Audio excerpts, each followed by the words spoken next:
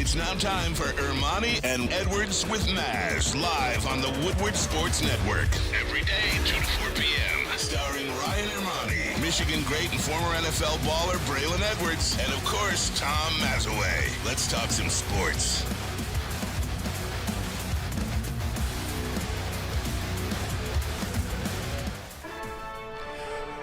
Hey, let's go! Thursday show, October 26, 2023. Ermanni and Edwards with Maz. Woodward Sports Network, woodwardsports.com, fox2detroit.com if you're watching live.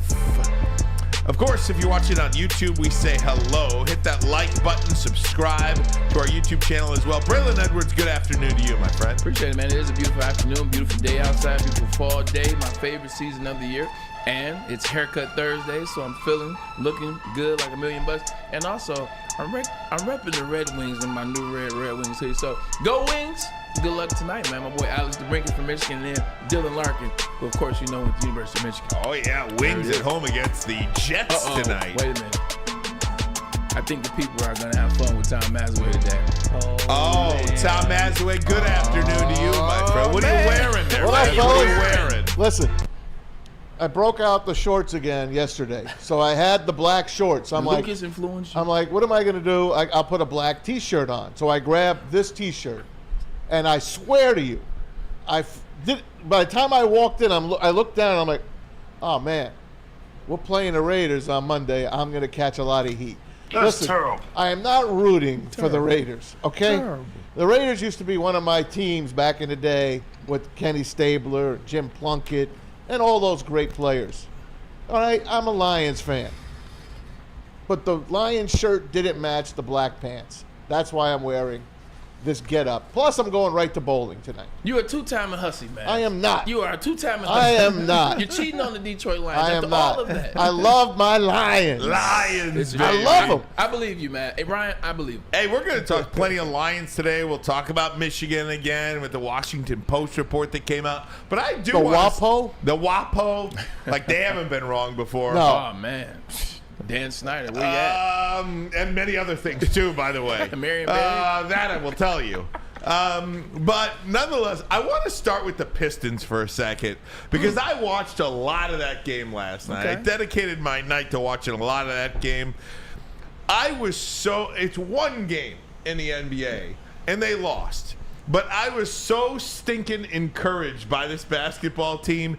Cade Cunningham, and it wasn't so much about the 30 points, but he looks like he's a good player. Asar Thompson, young player, looks like he's 1 for 7 from the field, but looks like he's going to be a good player. Jalen Duren looks like he was going to like he belongs. Hell, Isaiah Stewart, who just signed a contract in the offseason, he was a wrecking ball out there. This team looks like they have some pieces. Now, this is a man's league. It just is. And the Pistons, for lack of a better way to say it, have a bunch of kids who are trying to find their way. And I mean that with all due respect. So it's going to take them some time. But at least I feel so encouraged by what I saw on the floor last night in Miami. Well, the good news is you hit the nail on the head in terms they look like basketball players. A lot of the Pistons draft picks, a lot of these young teams that we've had over the years, you're looking at the court like, damn, this is our first-round draft pick. This is our guy from this year. This is our guy from last year. They don't look the part. But now you got some guys that look the part. And I will push back just a little bit on the young because Cade Cunningham is operating like a grown man out there. You hear all the reports and what he did in the Summer League this year, what he did in the Team USA trials, and how damn good he played when he was practicing with that league. So Cade is a leader. He's been through adversity. And Ryan, he came in as a leader. I was very impressed with him as a rookie out of Oklahoma State. Then he gets hurt 2 years in a row. I'm telling you, when you get hurt, that's that adversity. It kind of grows you up quicker if you want to. Cade Cunningham is going to be a damn good leader, and I agree with you. Asar Thompson, they're going to be fun to watch. Hey, man, 17 wins last year. There's nowhere to go but up. And we all know what happened in the draft lottery. It was a robbery. But it looks like they got themselves a hell of a player at that number 5 spot. Jaden Ivey, I don't know, man. I've been reading some stuff about him. I didn't follow him the whole way like you guys are doing it. But, Bray, what do you think about Ivey, his progression? Definitely slight cause for concern. I'm happy that you got Monty Williams now. So Monty Williams is a guy that does cultivate young talent. So I'm excited to see what that process is. But Maz, I gotta say, I agree with you because Jaden Ivey, after everything that we said last year, after all the excitement, why is Jaden Ivey coming off the bench? Why is Jaden Ivey kind of not being visible on the court? Killian Hayes started. A guy like Jaden Ivey, especially where his acumen was coming out of Purdue last year, the excitement, a guy like that should be starting year 2. This is the NBA. They have to grow up a lot faster than other leagues. They got to be playing by year 2. So cause for concern a little bit, Monty Williams, though. Yeah, not for me. It's a young player that, again, is trying to find his way. We'll see what happens. Killian Hayes, I didn't shoot the ball particularly well last night. He never does. But he looks like he can do some things. It doesn't. Let me put it like this. Killian Hayes doesn't look like he sucks. Okay? Yeah. Can we start there as just a baseline? At least Killian Hayes doesn't look like he sucks. He had a pretty decent game last night. Now, he can't shoot. Right. He can't. But he did okay. And to me, Jaden Ivey, if he comes off the bench, there's a lot of great players that come off that have come off the bench. And in the NBA, Bray, I mean, we said this was a 3-person draft. Yeah. So So picking at 5 is not a slam dunk here. You know what I mean? Last year they picked at 5, got Ivy. This year they picked at 5, got Thompson. There were only, quote unquote, 3 players in this draft. Right. So we'll see what happens. Again, he's a young player. I just, with these guys in the NBA, they're 18, 19, 20, 21, 22 years old. I mean, it's so early to give up on him. I'm not giving up on him, Ryan, but this is the NBA, and he wasn't drafted 5th overall. He was drafted 4th overall. And when he came out of Purdue, I believe he was 4th. I think he was 5. I would The argue. kid from Sacramento was 4. Keegan Murray. Yeah, he was 4. Okay, well, Keegan Murray started last year and helped take He had a great year, and Keegan helped take Murray. them to the playoffs. Like he's a fifth overall pick. By year 2, these guys are starting. Like I understand, nobody's giving up on them. But when you draft somebody 5th overall, you expect by year 2, this guy's got to be starting. And it's not like Jaden Ivey got drafted 5th overall to the Memphis Grizzlies, where it's a bunch of guys down there. You got to figure it out. He got drafted 5th overall to the Detroit Lions, who won the Detroit Pistons that won 17 games last year. So that's why, in my mind, even though it's game 1, cause for concern. I do want to mention that seeing Victor Wembanyama last night, too, he played on ESPN, and to see him in a Spurs uniform just makes me sick to my stomach. It does. And he had a nice game last night. I mean, nothing crazy. It's a boring city. Yeah, Do nothing you know crazy. he had the same game It's Tim Duncan. as Tim Duncan? Yeah. First game, every single number. Damn. Of the 3 big numbers. I think it would have 16, He had 6, fi- and 2, he had something like 59 that. He had 15 points. Victor Wembanyama did 15 points, 5 rebounds, and 2 assists. Same thing and Tim one Duncan block. had on his first game. Yeah, his first shot was a 3-pointer. I think that was a major statement. His first making NBA was a 3-pointer. Makes me sick too. He man. put on 18 pounds. But going back to your comment, when you see the San Antonio Spurs open a $500 million brand new state-of-the-art practice facility like a week or 2 after the draft, they knew they were getting the number 1 pick overall. No way, no reason you extend Pop, you open up a $500 million practice facility. They knew they were getting number 1. We can start with the games. You're absolutely right. We man. can that start, makes me sick. We can start with the games. Yeah. Like, you're not opening a $500 million brand new practice facility, state of the art, with a bunch of kids that can't play basketball. You knew you were getting somebody that was going to need practice in that $500 million facility. You know, the NBA, and Crooks. I agree, just, man. and forgive the NBA discussion off the top of the show today. It was opening night last night for most of the teams in the NBA. I know it opened up 2 nights ago, and we probably are not going to sit here every day and talk about the NBA, but I grew up and I loved the NBA, and then I soured on the NBA. You don't know who's playing, what night, when, who's sitting out for this ailment or this fingernail problem or whatever the case may be. So I soured on the league a lot. But now it feels like the NBA is kind of transitioning into a new phase here of the league with all of these younger players. You know, with Jokic winning the title last year, all of these international players. This has been a star-studded league from the time we all started watching with Magic and Bird. Yep. From Magic and Bird to Michael Jordan to Kobe Bryant to LeBron James, there has always been that guy. Now, LeBron is getting a little long in the tooth. He can still certainly play. He's still a draw. and not Steph Curry notwithstanding, but this does feel like it's kind of moving into a new phase, a new era of NBA basketball. Yeah, 100%. You're going to start seeing more and more foreign players come over here and more foreign players dominate. Ryan, the last 5 years, the winner of the MVP has been somebody from another country. Mm-hmm. The last 5 years, they haven't been from here. But you still will see basketball players from here develop and catch on quick. Because to me, one of the best players in the NBA that a lot of people don't talk about is Anthony Edwards. And it's not because we have the same last name. It's because Anthony Edwards is that deal. But Victor Wembanyama, he's just another page. And the foreign NBA players coming over here. The thing is, they play against grown men. Like, they play against grown men growing up, so when they come over here, it's not the physicality that bothers them at all. They're actually ahead of the curve for them. It's just the language barrier and figuring out, their teammates and figuring out the coaches. Once they do that, they're already ahead of us because they play a grown man game over there. What does success look like to you for the Detroit Pistons this year in the NBA? Because this is a team that won 17 games last year. I don't know. I don't expect them to compete for a play-in situation, but I do expect them to win a couple more games this year than they did last year. I would say Cade Cunningham being a all-star alternate, and I would say them winning 10 more games than they won last year, and being, like last night against the Miami Heat, a damn good team, a team that's been to the finals twice, if you will, in the last couple of years. Staying toe-to-toe with them, making it a good game with them. So if you give me 27 wins, you stay in a bunch of these wins that we're watching, and Cade Cunningham, an alternate for All-Star, I think it's a successful season for Monty Williams. Why alternate? Why can't he just make the team? Because I'm going lower. Like, if he makes it's hard to make it. And you're talking in the East at his position. There's a lot of players at his position. That's why I say it's tough. So I'm not going to say if he makes it because I think that's extra tough. If he's an alternate, which means he's playing at an all-star level, but because he's not one of those guys yet, he's not getting picked. Does that make sense? Yeah, and by the way, they're doing East versus West again this year. Thank God we're not going to choose up teams. Team LeBron, let's hit point number 79. Yeah, let's hit 21 points in the fourth quarter to win.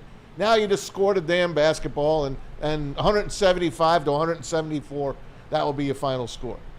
I'll take that. I just don't understand why everybody's so out of sorts, like in terms of the scoring in the All-Star game. Like when it started getting asinine, I get it. But at the end of the day, like, we all want to see these players in the playoffs. Like, I want to see the best players in the playoffs in May. I want to see the best two teams in the finals in June.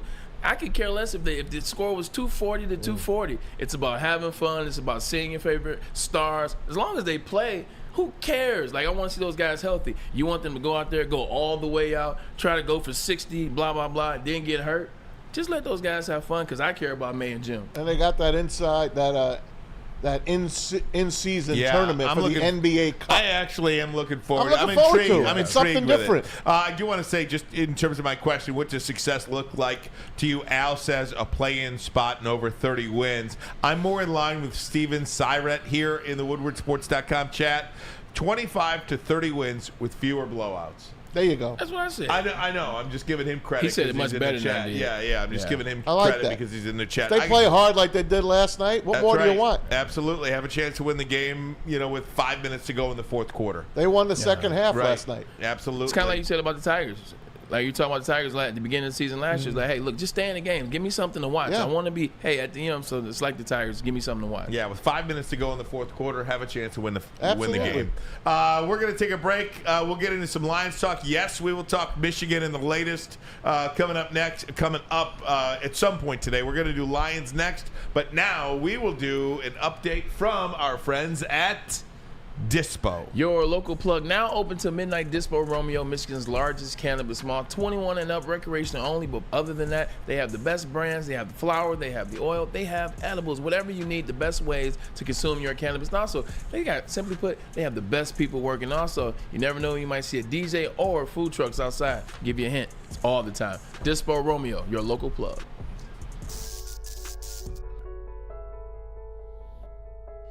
We've just received word. The world's cannabis supply has vanished. The public is outraged and has taken to the streets in response to this tragedy. The individual responsible acted alone, and we can only hope they will make things right soon.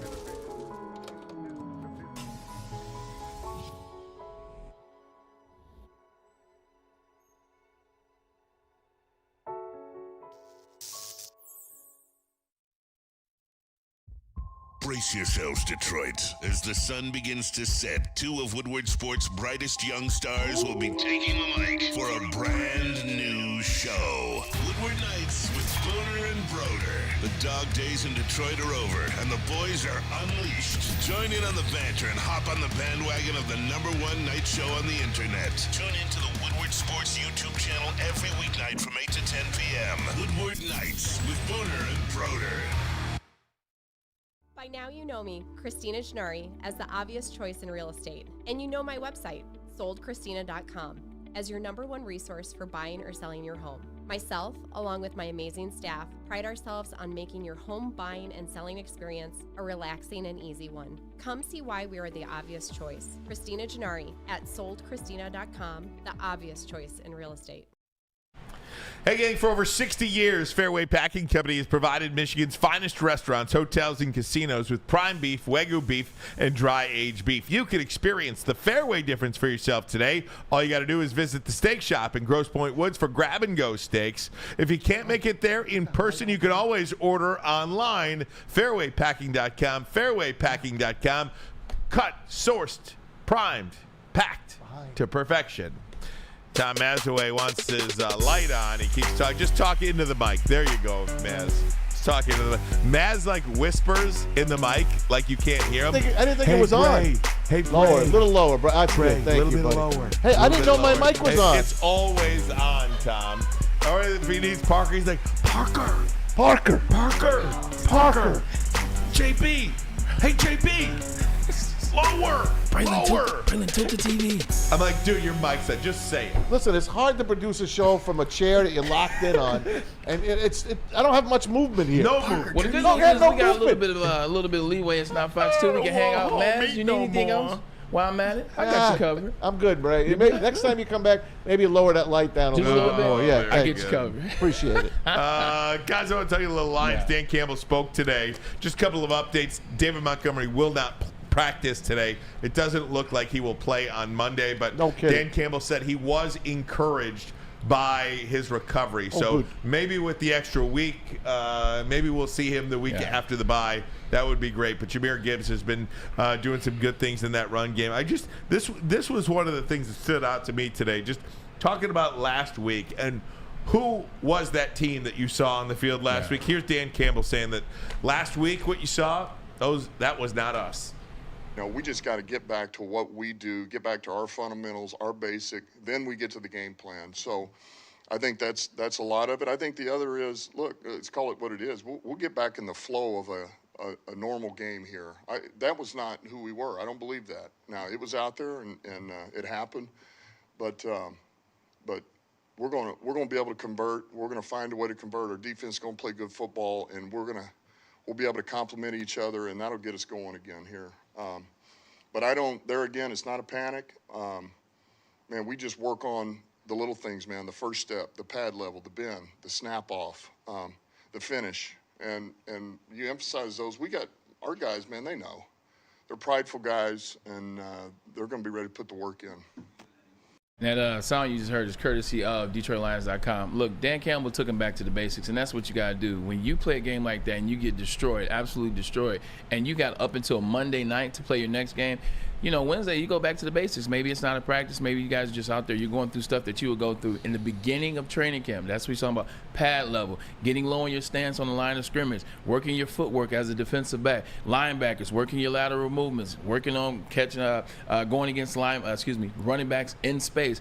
Defensive lineman, Aiden Hutchinson, that pad level, working on your moves. What the hell's pad level? Pad level is the low man wins. Like in the NFL, the low man wins. That's why you see a lot of these. Like, look at Micah Parsons. When he's coming off the ball, he's legitimately face mask on the grass. That was James Houston. 100%. James Houston, another good call. So that's the pad level. Wide receivers, if you're up against a DB, it's one-on-one press. The low guy, the guy gets shakes and gets down, gets low. I'm going to get under the pad level, and I'm going to be able to put the DB out of position and get by him. So you just work on those things, and then slowly but surely, you remind those guys, it's one game. It's no need to panic, which he keeps saying. That's a good thing. It's not the panic. It's one game. We're second place in the NFC, and we're playing against a team who, even though we just got blown out, we're still favored by 8.5. they're definitely going to be on the right track, and he's easing them into it, and then they're going to take off today and tomorrow. Look at Bray throwing out numbers. Absolutely. Hey, I have to ask Tom Mazaway this trivia question. Go ahead. When you hear the words pad level, Yes. who do you think of? I think of Rod Marinelli. Absolutely. Rod Marinelli. Absolutely. All Rod I needed to Marinelli. hear was shovel. Dude, and my pick Rod is sharp. Marinelli, maybe 20 times a press conference would talk about pad level. Pad level. And you're just like, what are you talking about? Pad level. I mean, I know what it means now, for but sure. like that's all he said. My shovel is sharp. Yeah. What? Hey, why'd you guys get blown out? Pad level. Pad level. Yeah. What? You just couldn't do anything in the run game. Pad level is bad. Pad level. That's That's why I finally had to ask, what the hell pad level Bad was? level, man. Low man wins. It's crazy. Is when you start winning, when you start rolling. I don't care how good you are. Like the Patriots. I've seen the Patriots be rolling back when Tom was in his prime. Get the rolling. You start not focusing on technique. You start overlooking things. You start glossing over stuff. Not watching as much film. Not worrying about what the man next to you is doing, et cetera, et cetera. You start easing and coasting through practice. And then you get your ass whooped. And it puts you back into perspective. Now you're like, hey, you can't let the little things go. You can't let the little details go. The teams that win, the teams that get there at the end, they're always focused on the details as well as the other stuff too. Bray, talk to me about. I feel like we have new people that listen to us every day. Somebody's finding us for the first time, Hey, and we appreciate we it. appreciate Tell you. a friend about Woodward Sports. When you get blown out like that, like they did last week, there are certain things that happen. Coaches do certain things. Tell the people the story about when you guys got blown out by the Patriots, what Rex Ryan did with the football. So it was Monday Night Football. We were 9-2. The New York Jets, the Patriots were 9-2 as well. We were fighting for first place in the AFC and first place, obviously, in the division. And we go up to Gillette. It's a cold November night. We go up there and we just get trounced. It's one of those things where, you guys, the quarterbacks were overthrowing passes in the warm-ups. Like, receivers were dropping passes, me included. Like, defensive, it was just, you can see the energy wasn't there. Game starts. They go down the field. They score on us. We get the ball back. 3 and out. They get the ball back. They get down there. They kick a field goal. We get the ball back. First down, 3 and out. It just knew it was going to be over. We lose 49-3. We get on the plane, silent as could be. Nobody's saying anything. We land the next Monday when you usually would go in, get your lift in. After that, talk to the media. Then you go talk to Rex Ryan, full team meeting. You break off offense, defense, and special teams. We went and buried. He had a little plot already dug behind on the practice field. Puts the ball in the ground. We buried it up, and we said we won't talk about that loss. We won't talk about that win. I mean, we won't talk about that loss. We won't talk about that team. That's not who we are. That's not who we are. I believe that that's not who you are. Do you believe that's not who I am as a coach? And we all said, hell yeah, I didn't want to watch that film anyway. We didn't watch it. We got back to the basics, receivers on the jug machines, 100 catches after practice, little things like that. We start rolling again. We got to the playoffs. Got a chance to see those MFers again, and the rest is history. They will see the Baltimore Ravens again, in my prediction and my hope. But at the end of the day, we buried the game and we move forward. I love that story, Me man. too. Rex I love Ryan, that baby. story. I love Rex Ryan stories. Yeah. I Well, love it's that just- guy. It just goes back to, like, what makes great leaders, right?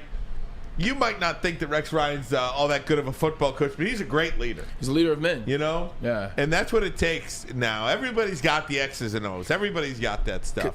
It takes the edge off. Like, it takes the edge off, Ryan, is when the game, we all got our ass whooped that game. We all got beat up, whether it was the defense, the offense, the quarterbacks, the receivers, the DB. We all got beat up. We all had bad games. We all made mistakes. We all had mental errors. So when you have a game like that, you're in a fragile space as a team because you're waiting for the finger pointing, or you're waiting for somebody to say, well, I had a good game or something like that, and you just don't know where the edge is. When a coach takes the edge off by saying, hey, we all had a bad game. We're going to forget about that game, bury it. Now it's nothing to talk about. Now it's nothing to figure. Now it's nothing. Are people thinking about me? Was my game worse than his? Nobody's thinking about it. You're just like, cool, forget that game. Now it's time to play the Raiders. Ray, let me ask you about last week's. The Ravens were up 35-0. A lot. What were the Lion coaches telling? What were the Lion players doing? Because they had the whole half to play. Right. What is the team like when you know you're completely outmanned and you have no chance to come back? Small wins. First of all, let's get a stop. Offense, let's sustain the drive. Let's win the second half. So they may win the game, but we won the second half. Fewer penalties in the second half. extending drives in the second half, going out scoring some points in the second half, getting some stops in the second half. That's the conversation that those coaches were having with the Lions in there. And also, you want to come out healthy. Like, when you know the game's over, you want to come out healthy. So that was – and if you look at it, they scored 28 in the first half. And in the second half, I mean, they took their foot off the gas. But in the second half, they scored 8. So you look at it like that and say, all right, cool, we're still in there. You don't want to come out there and have an equal half to the first half, because then it shows we don't care, we didn't go in there and talk about anything. We actually really feel like we aren't that good. That's what that shows. They came out, they fought, they got a better second half than the first half, and it came out healthy for the most part. Sorry, Muhammad Ibrahim. As a fan, I was watching that game, and we were at a Hamlin pub, and the place was basically silent, and the place was packed. And all the Lion fans, we got our heads down, and we're all like trying to make jokes out of it. I could not wait till that game was over. I could not wait till that game was over. So I can't imagine being a player, getting blown out like that, and having to play against that team in Baltimore. Well, it absolutely sucks, but it's a part of the game. And for fans, this should have been the fans' thought process. Look, we got beat on the road against Baltimore. Once again, Baltimore is 16-1 against NFC teams under Lamar Jackson. I repeat, Baltimore is 16-1 under Lamar Jackson at home since he's been the quarterback. You're missing CJ, you're missing David Montgomery, you're missing offensive lineman, a couple defensive players. You have a chance to get back. You're 5-2. You're number 2 in the NFC, and the schedule is favorable the rest of the way on. You need these early in the season to wake you up sometime. You got to have it. It's like a good punch in the first round of a boxing match. Okay, okay, all right, maybe this isn't going to be an easy fight, or maybe the 4th round of the boxing match. So you needed to wake you up. I think it woke them up. I do expect the Lions to play their best game on Monday night. Yeah. And I really do. Just as they get to break, as they head to break, they've got the bye coming up after this. The entire country is going to be watching. And all the entire country knows right now is that the Baltimore Ravens blew out the Lions, and that they are not as good as we thought they were. And now the Lions are going to be on that stage on Monday night, and everybody's going to get a chance to see who they are. And I think they're going to play their best football game. The good thing, when you have stinkers and you're a team that's on prime time a lot, like the Lions are now starting to be, people are watching you a lot. People are going to watch you, so you get a quick chance to make people forget about last week. Yeah, it was Ravens. Yeah, it was a butt whooping. Yeah, people are going to think about that. But your next chance after you just got your butt whooped is on Monday Night Football, where everybody's going to be tuning into you. You come back, you have another really good game. I mean, you come back with a really good game. Then people are like, all right, you know what? It was one game. People will forgive you. It's prime time, and that'll be the last part of that stink that's on you from the Lamar Jackson game is, you know what? Boom, Monday Night Football. We balled. The country saw it. We're back in good graces. Let's keep the train rolling. Keep in mind that the Raiders went in Chicago and got their doors blown off. A lot of the Chicago players were saying that team wasn't the team we prepped for. They looked jet lagged. They looked like they were unengaged. And we had Hondo Carpenter in here yesterday, and he said it. They have just as much talent on that offensive side of the ball, or more, than the Lions do. And the way they played last week, now they get Jimmy Garoppolo back, that team is not going to just roll over either. So I expect the Raiders to play well as well. I agree with that. Yeah. I agree with that, Maz. Yeah. Guys, we're going to take a break. When we come back, you're going to hear from Dan Campbell talking about playing on Monday night and talking about how the Lions are going to deal with one of the best defensive players in the league, Max Crosby. You'll hear both of those sound bites, comments coming up next. But first, a message from Big Boy.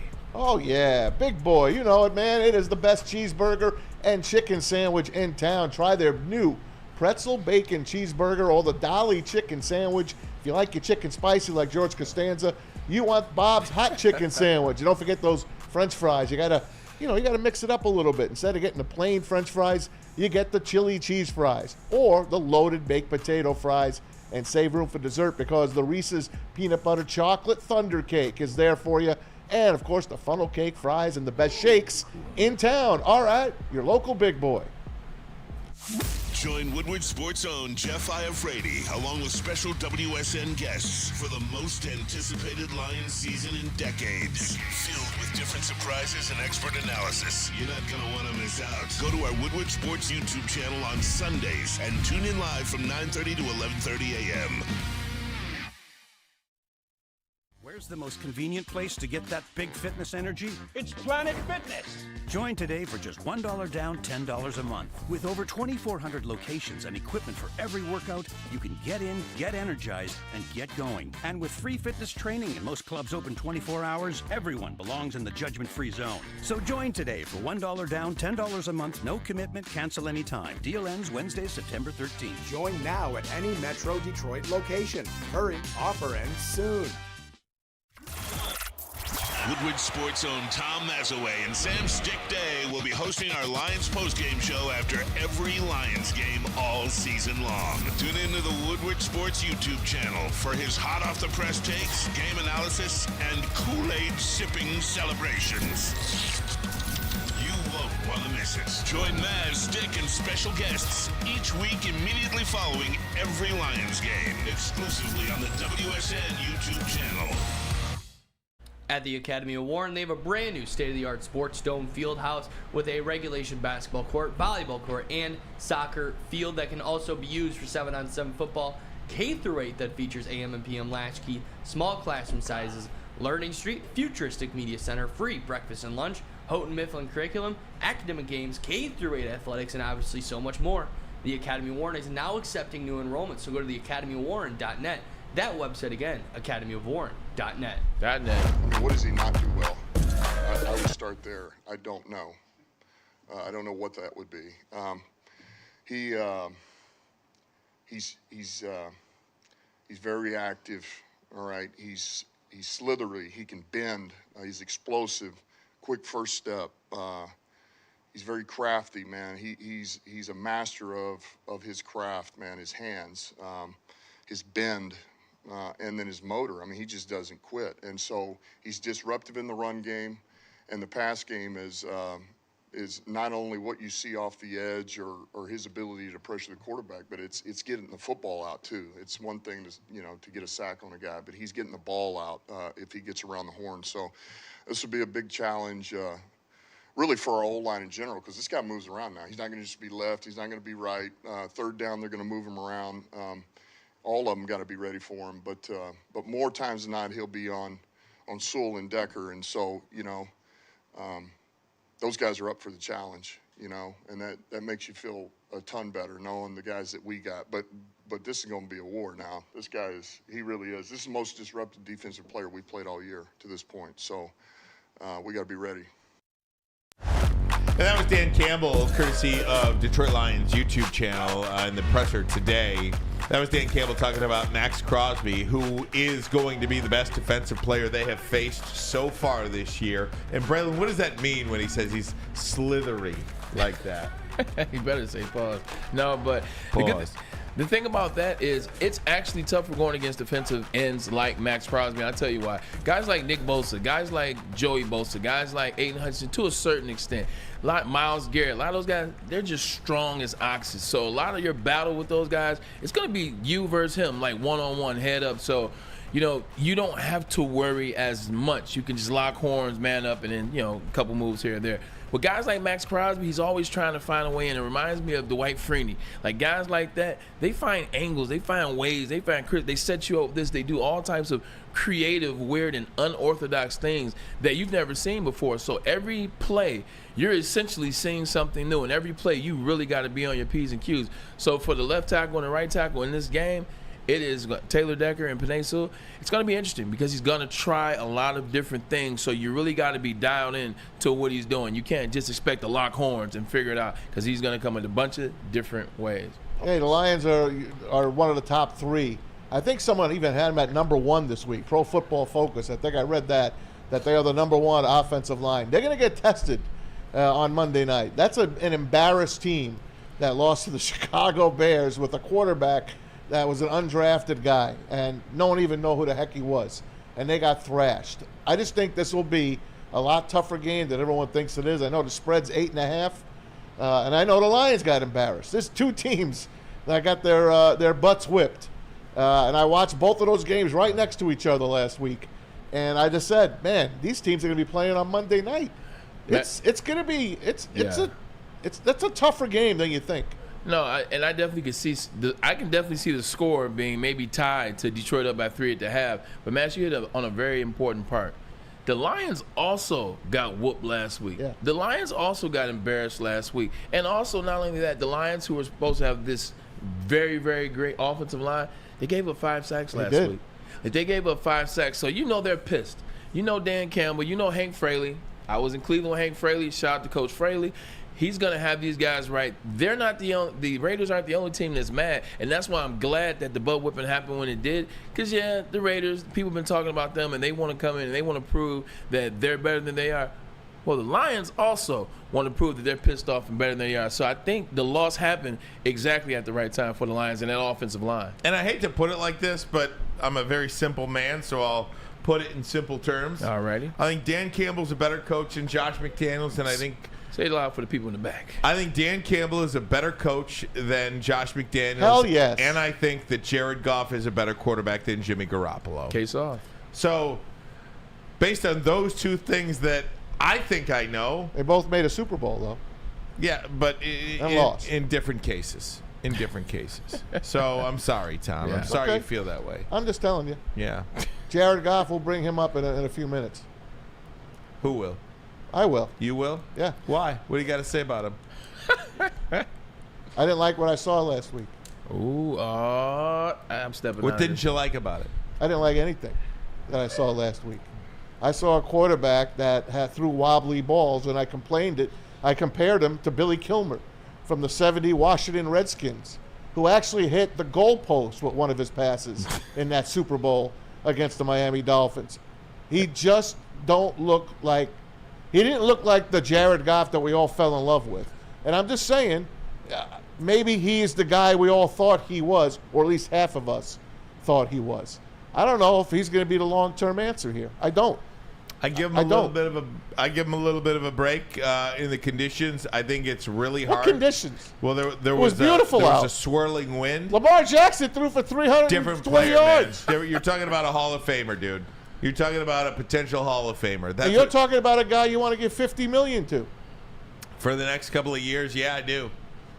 For the next couple of years. And I haven't committed to that. We'll see how the rest of the season goes. I hope Hendon Hooker is the real deal. Yeah. And we've talked screw you.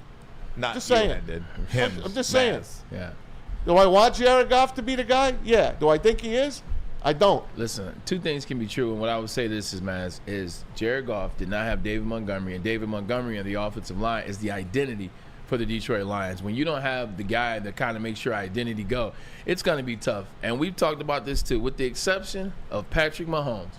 And even he didn't have a player, and he lost to the Detroit Lions. When you don't have a guy that really makes your system go, if you will, look at the Cowboys defense after Trayvon Diggs gets hurt. Look at, the list goes on. Jared Goff needs David Montgomery just like any other quarterback in this league needs their players to win games. So once he comes back, they get back on the right track.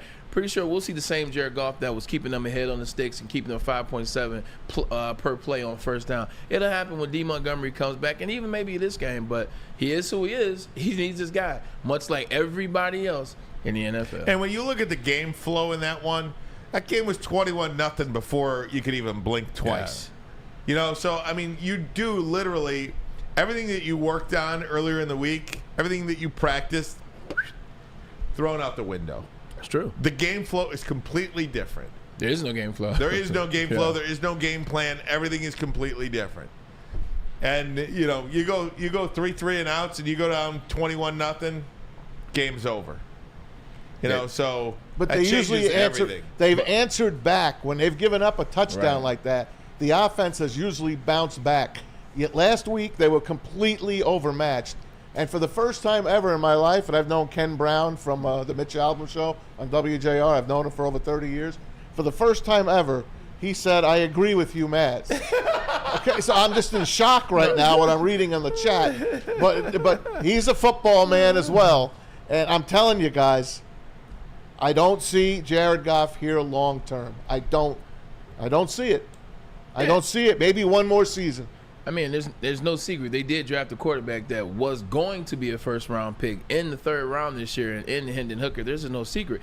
But right now we need to stay on task. We don't need to figure out what are we going to do in the future with Jared Goff and the extending of the contract or not extending of the contract. Well, we're not extending it right now. That's for sure. Exactly. We damn sure aren't. But we need to get guys healthy so the Detroit Lions can get back to rocking and rolling. And look, man, sometimes you just, like we said, you play those teams, you get off track. Everybody's pressing. Because for what you want to say about Jared Goff, Amon-Ra St. Brown didn't look like Amon-Ra St. Brown to me. That's because half the passes weren't good. What I'm trying to tell you is it's pressing.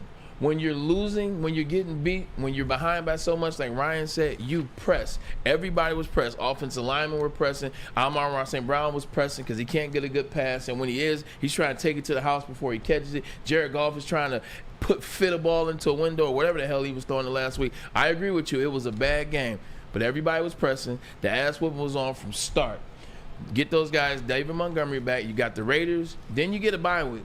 So what Ryan said at the beginning of the week, I agree with. See how they play this Raiders team. Yeah. See how they come out against this Raiders team. Let Jared Goff, who plays better at home, we know this. That's a fact. Let him get back on track. Let Jahmyr Gibbs start to break out. Then they beat the Raiders. They go to bye, get back on track. We get David Montgomery back, and then we play against the Los Angeles Chargers, whose head coach will be fired after we beat them 2 Saturdays from now. He might be fired. There's a rumor that if he loses this game to the Bears on Sunday night, he could be gone. Brandon Staley, baby. Oh, yeah. I don't cheer for people to get fired, there was a rule I cheer to be right. Remember Matt Eberflus a few weeks ago? If he was going to lose, he was going to get fired. Who knows? I will say, the last 2 weeks, you talked about Amon-Ra St. Brown. The last 2 weeks, he's been unstoppable, really. Yeah. The numbers, 25 catches, 225 yards, and a touchdown for the last 2 weeks. But the Lions' offense seems like it has been less than. The Lions are better when they do spread the ball around. You talk about Josh Reynolds and Sam Laporta. The Lions are the only team in the NFL to have 3 players with at least 375 yards and 3 touchdowns through week 7. Sam Laporta, Josh Reynolds, and Amon-Ra St. Brown, the only trio in the NFL to be able to reach those numbers. They need to get Josh Reynolds and Sam Laporta more involved too. Spread that ball around a little bit and say, numbers aside, Amon-Ra's been great. But they got to spread that ball around. That's when the Lions are most dangerous. Got to spread the ball around, but it starts with the run game. Like if they can't get the run game going, people think they use the pass to set up the run. The reason why on first down that play action stuff works to Sam Laporta, that's because they fear the run. They fear the big guys up front. They fear David Montgomery. You see how hard he ran against the Green Bay Packers. You see how hard he ran against the Falcons. I want to say, oh no, it was the Green Bay Packers. Excuse me. But yeah, also now they're going to start playing some better teams, some better defenses. So. It's not like early. Now you got to turn it on. Now you got a game. You lost. Now you got to figure it out. But the offensively is where I'd like to see them too. I mean, obviously defensively you want them to get after it a little bit here, but this team needs to get back to doing what this team does well. And this team plays offense well. They're a top 5 offense. They have not looked like it the last 2 weeks. David Montgomery notwithstanding, they need to get back to that. I understand that, but that offense stems with the running back. It stems with the running game. The Lions, the up front, David Montgomery, when he's running well, that's where or whoever is running well, that's when the Lions have success. You can hit Sam Laporta, you can hit Josh Reynolds, you can have all that pass protection time when the running game is going good. When teams know you're not going to run the ball, Ryan Ermanni, when they know the Detroit Lions don't have a run game, if they don't trust Jahmyr Gibbs or Craig Reynolds or whoever's coming in to replace David Montgomery, they don't have to stack the box because you can't run the football. So now they put 4 in the box. They can play you with a regular 4-back, and they can play zone. So now you can't have all those open lanes and those open passing zones. So you got to be able to run the ball first so they can put more people in the box. Very good, Tom Mazaway. Good stuff. Dynamite drop in there, Monty. I'm getting slaughtered. Oh, why? Why? Is it the shirt? No, it's Goff. That's what it is. You guys can have your opinion. It's my opinion. This is true. It's my opinion. This is That's true. That's all. He will not be a Detroit Lion past next year. He said what he said. Guys, let me take a break. More Lions talk next. Michigan, top of the hour. Some new developments there. We'll talk about it. But first, a message from Guardian Alarm. They're your local security experts and have been for over 90 years. When you see that black and yellow sign out in front of your house, tells the bad guys one thing. Stay out. Whether you are at home or on the road, their 24/7 professional monitoring, customized solutions from real experts, and technology backed by people means you are backed by the best. Call this number right here, 1-800. Stay out. That number again, 1-800. Stay out. Call them today. Tell them Woodward Sports sent you. Stay out. Now, coming to Woodward Sports, Woodward and Main Street, the Woodward Sports Network Detroit Lions show. Let's go! Catch Gabrielle D. Phillips, Matt Broder, and Terry Foster for all the latest news on your Detroit Lions every week. Only on the Woodward Sports Network YouTube channel and woodwardsports.com. Calling all landscapers. This is Darren McCarty. I'm at Outdoor Equipment Co. How would you like to landscape like a legend? How about a bad boy zero turn? And even a chainsaw.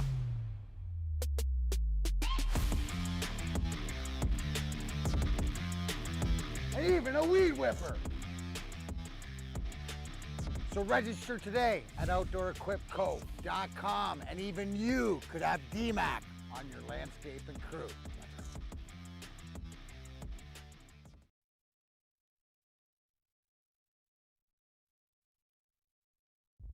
Brace yourselves, Detroit. As the sun begins to set, two of Woodward Sports' brightest young stars will be taking the mic for a brand new show. Woodward Nights with Spooner and Broder. The dog days in Detroit are over, and the boys are unleashed. Join in on the banter and hop on the bandwagon of the #1 night show on the internet. Tune in to the Woodward Sports YouTube channel every weeknight from 8 to 10 p.m. Woodward Nights with Spooner and Broder. All right. Hey, gang. I'm on Matt's team on this one. Yeah, very good. So I don't have my headphones in. I don't have my headphones in. How come? Well, I'm ready to friggin' just toss this thing. I'm sorry, man. Tossing it. There you go. What happens when you run a great business for over 50 years? You expand and offer more products to more people. That's exactly what Les Stanford did by adding Les Stanford Buick GMC. The same great service that customers have come to know and trust. Located on Woodward Avenue, just south of 9 Mile in the great city of Ferndale. Hey, if you're looking for a Chevy or a Cadillac, Les Stanford in Dearborn, where they have been for over 55 years on Michigan Avenue. You can find the brand you want under one umbrella. LesStanford.com. LesStanford.com. Find new roads. Find them. Oh no, Bray! I can't Just take use your that. earpiece. Just leave me in. I can't take your earpiece. Leave me in. Look at this guy. He's giving me his earpiece. Hey, look, that's what teammates do, man. That's what, you see that Lady Jane sign? I'm still amazed by this board. This board is amazing. I feel like everybody should have Good board. a chance to look come at into that. the studio. Oh my gosh. Oh, you feel good? I got my ears back. There you go. Gotta my get the big happy. gosh. Gotta make the big guy happy. Oh man, He's thanks, back. Bray. He's back. You ready? Back. Oh All man, right. back and better than ever. Hey, I want to play this for you because I want your perspective here, Bray. Okay. This is Dan Campbell. Here, hold on. How's he going to hear it? I want you to. I was just thinking about I that. want you to hear this because this is Dan Campbell Okay. talking about what it's like to play on Monday Night Football and having to wait all day, every day. Here's what he has to say. Yeah, go ahead.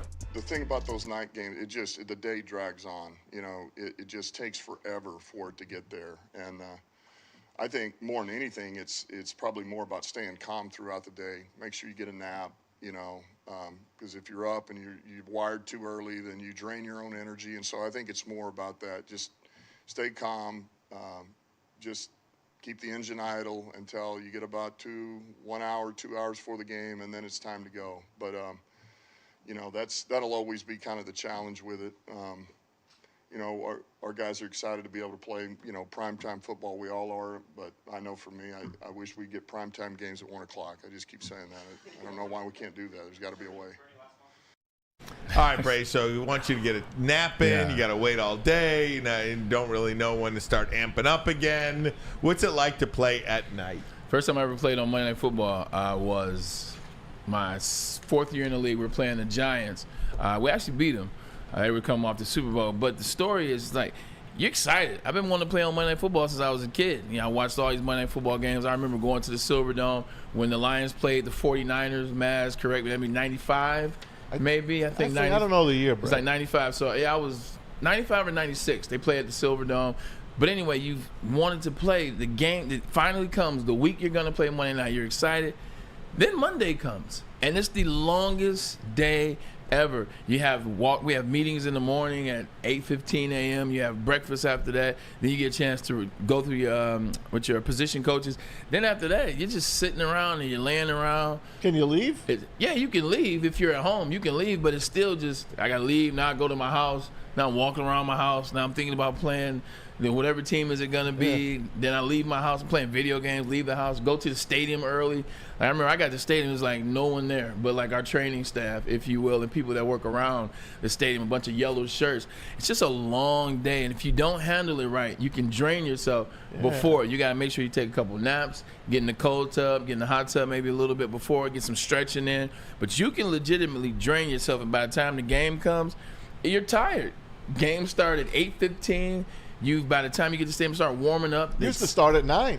This is true, and I played in a couple of those, but it's just a long day. If you don't have anyone that's never done it and can kind of guide you through how that day goes, man, you'll be tired and sleepy by the time kickoff comes around. All right, so on a regular and start season, slow. A regular season 1 o'clock game on a Sunday. Yeah. What time are the players getting there, and what do you start doing when you get to the stadium?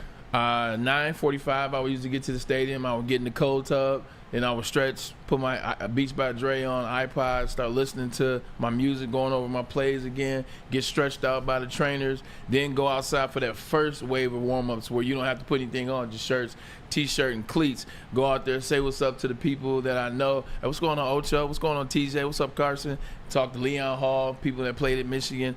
You go through your warm-ups. You talk to people, wave, sign some autographs, catch some passes, and then you go in, then you put your uniform on. You come out the second time, you start going catching punts. I never caught punts, but I would catch punts and have fun. Start catching routes on the sideline with the quarterback, and then eventually you start stretching.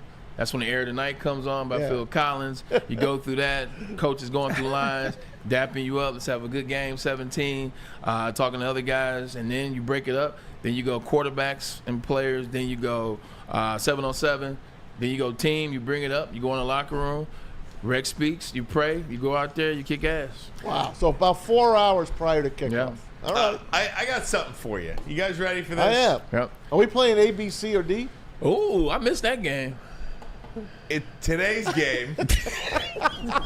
Today's game, ladies and gentlemen. Today's game, boys and girls. Ready? All right. Yeah. Is it A or B? Okay. Oh, wow. A or B? You skipped the C word. I skipped C. Good. Okay. Thank God. A or B? Okay. We're going to go around the world. Hey, JB, can I get a little beat for this question? Ooh, give him He a is a little beat DJ, for this you know. question. I understand. Motor City Records. Okay. Big Boy Arena over there in Fraser for the Rockers. Yeah. Check that guy out. JB and Parker Parker. on the All right, social here we media. go. Today, and so is Parker. Here's today's game. Is it A or B? Ladies and gentlemen, Braylon Edwards. Ooh. And this isn't about playing, watching. Okay. Okay? Watching a football consumer. Okay. Do you rather Sunday night football, A, or B, Monday night football?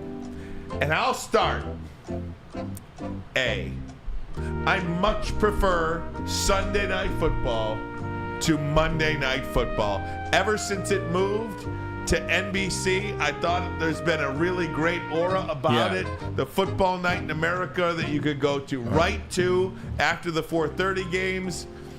Since the move to NBC, I much prefer Sunday night football, A, over B, Monday night football. What say you? As a player, the cachet of Monday Night Football was way better than Sunday Night Football. However, if you went on Sunday Night Football, a lot of times coaches give you Monday off, they give you Tuesday off, and then you come in on Wednesday, you get Victory Monday. A lot of times they would give you the day off anyway because of how long that week is on Sunday and Sunday night. So I would rather play on Sunday night and get it out the way. I got my Monday off, I got my Tuesday off, and I can ease it to my week. That Monday shortened schedule, I hated that stuff. You play Monday night, it's a long night already. The game doesn't matter. Just think about if you're on the road. a Monday Night Football game doesn't end until 11:45, 11:35. Now think how long it's gonna take the guys to get, out of the locker room, say bye to people, kiss the families, shower up, put clothes on, go to the airport, go to the tarmac, go through that, fly back to whatever city they gotta go to, bus back to the facility.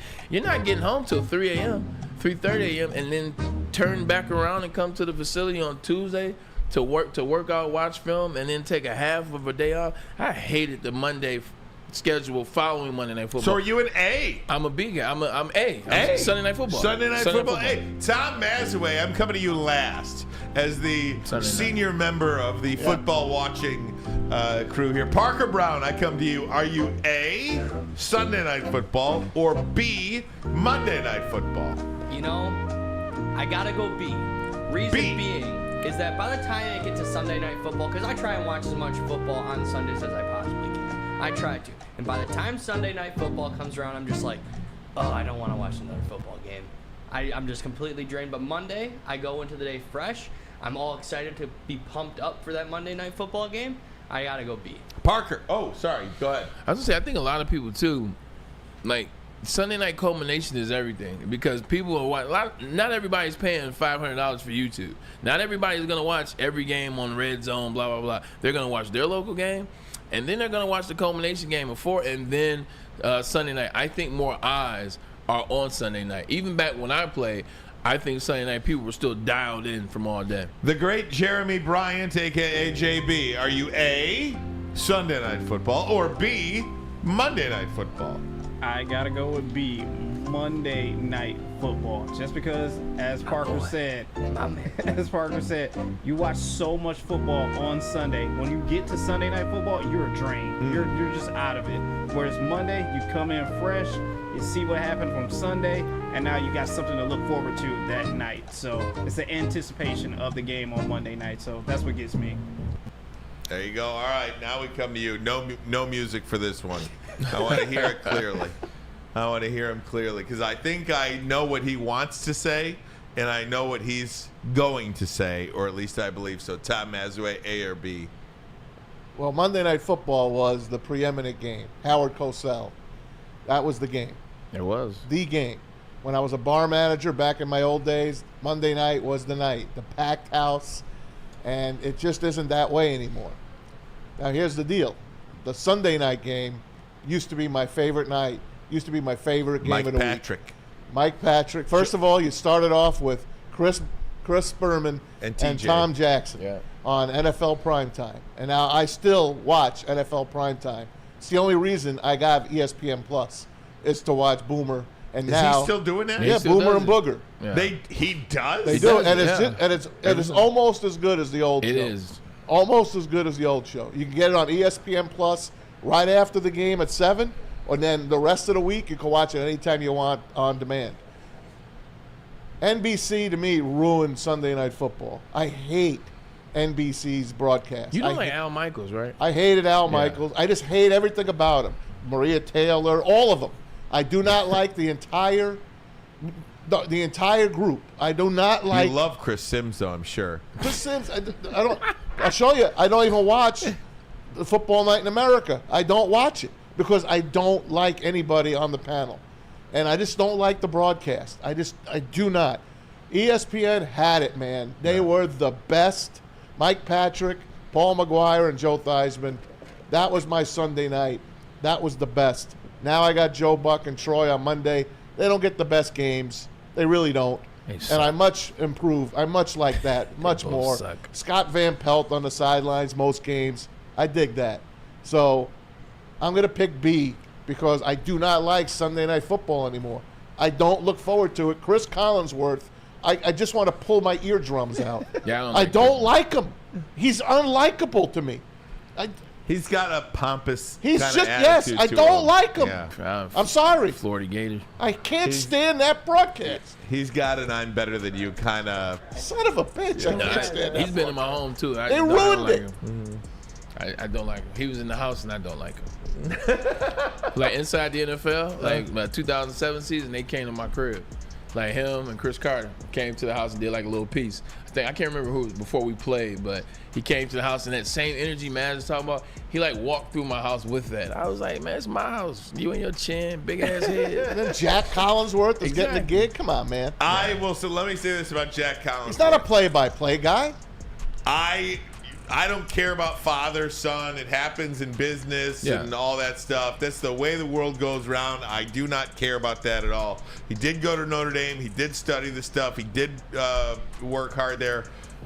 But after all of that, he just doesn't do it for me. He's just not qualified to hold that seat. Yeah. It's just how I feel about it. Whether it's the Notre Dame games or just being on that panel, he just doesn't do it for me. But that is what it is. And yeah, the nepotism, it doesn't bother me. Yeah. It really doesn't. It just doesn't. Maybe it bothers most people. It doesn't bother me. It is the way the world goes around. You got an advantage usually. Right. I don't even care about Jack Collins. I don't even know why I brought him up. I just don't like the broadcast NBC does. I think they're just a pompous. I just don't dig it. All right, we're going to take a break. Hour number 2 of the program, Michigan, latest, next. But first, a message from Swiss. Yes, Swiss Insurance. Do you have football on the brain like us? Of course you do. Fall ushers in college and professional football, and this year has already been awesome. Fall is also a perfect time to shop your home and auto insurance. Shop it like a pro with the pros at Swiss Insurance. They cover us here at WSN, and they should be covering you as well. Ask for Mark at Swiss Insurance today at SwissINS.com, or as always, give them a call at 248-800-4177. Swiss Insurance.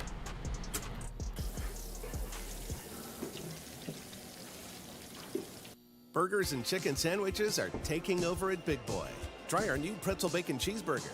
Turn up the heat with Bob's Hot Chicken Sandwich. Upgrade those regular fries with our chili cheese fries or loaded baked potato fries. Hit your sweet tooth with funnel cake fries or Reese's chocolate peanut butter thunder cake. Load up on all your favorites today at Big Boy.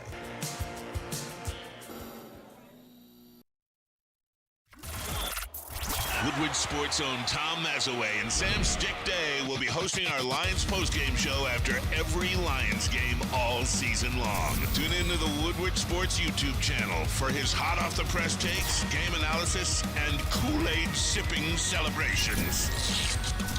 You won't want to miss it. Join Maz, Stick, and special guests each week immediately following every Lions game, exclusively on the WSN YouTube channel.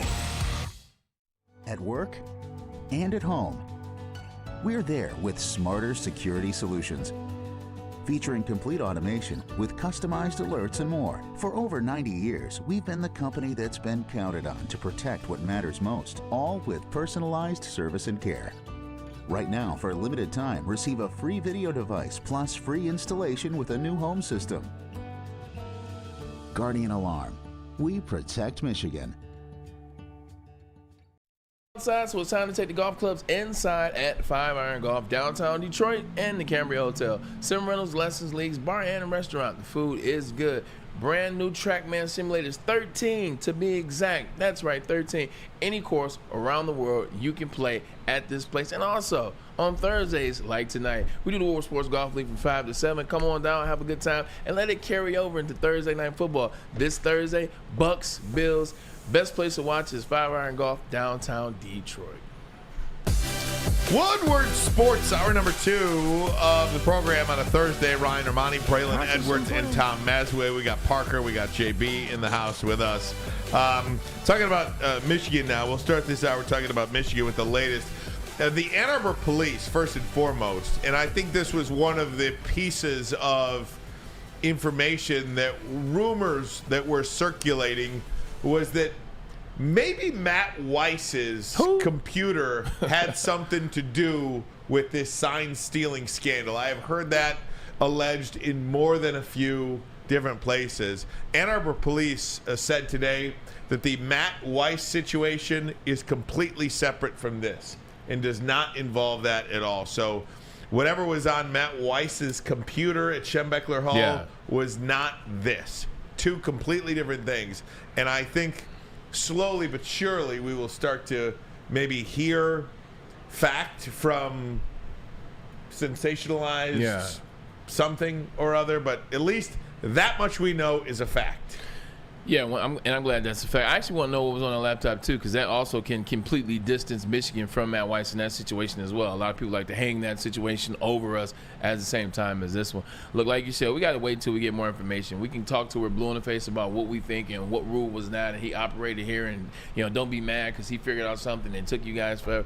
I'm tired of playing that game. I'm trying to get some more evidence, some more conversation, I think, Matt, so we understand what is actually really going on. It's just funny. I was listening to somebody talk, and it was like, it's like 3 years if you paid a high school player, it would be like the most egregious thing ever. Like now NIL, everything's made all that perfectly legal and this, that, and the third. Now with this, I'm just laughing because this is going to be considered, documented, marked book as legal in about a year, and it's just going to be hilarious. Listen to me. The more I read about this, the more confused I am. So what are they saying? Somebody from inside? And someone was saying Jim Stapleton? So what is that? What does this all mean? So part of this is all the leaking that's taken place. Have you heard anything about UNC? No. And their academic investigation? What the NCAA is investigating into UNC's academic investigation that they've been doing for years now? No. Have you ever heard anything about that? Any details on No. that? Not even on Real Sports. Exactly. What about Kansas? They won a national championship and they were under. Exactly. Yes. So John Bacon went on a Columbus radio show yesterday or 2 days ago and said, look, it's no secret. This leaking is coming from Jim Stapleton. He is a Michigan alum who absolutely hates Jim Harbaugh. And he is now on the NCAA Infractions Committee, and he is absolutely leaking this. Wow. So he is trying to tarnish Jim Harbaugh. He's trying to destroy Jim Harbaugh. That is what Jim Stapleton is doing, allegedly. So where do I know that name from?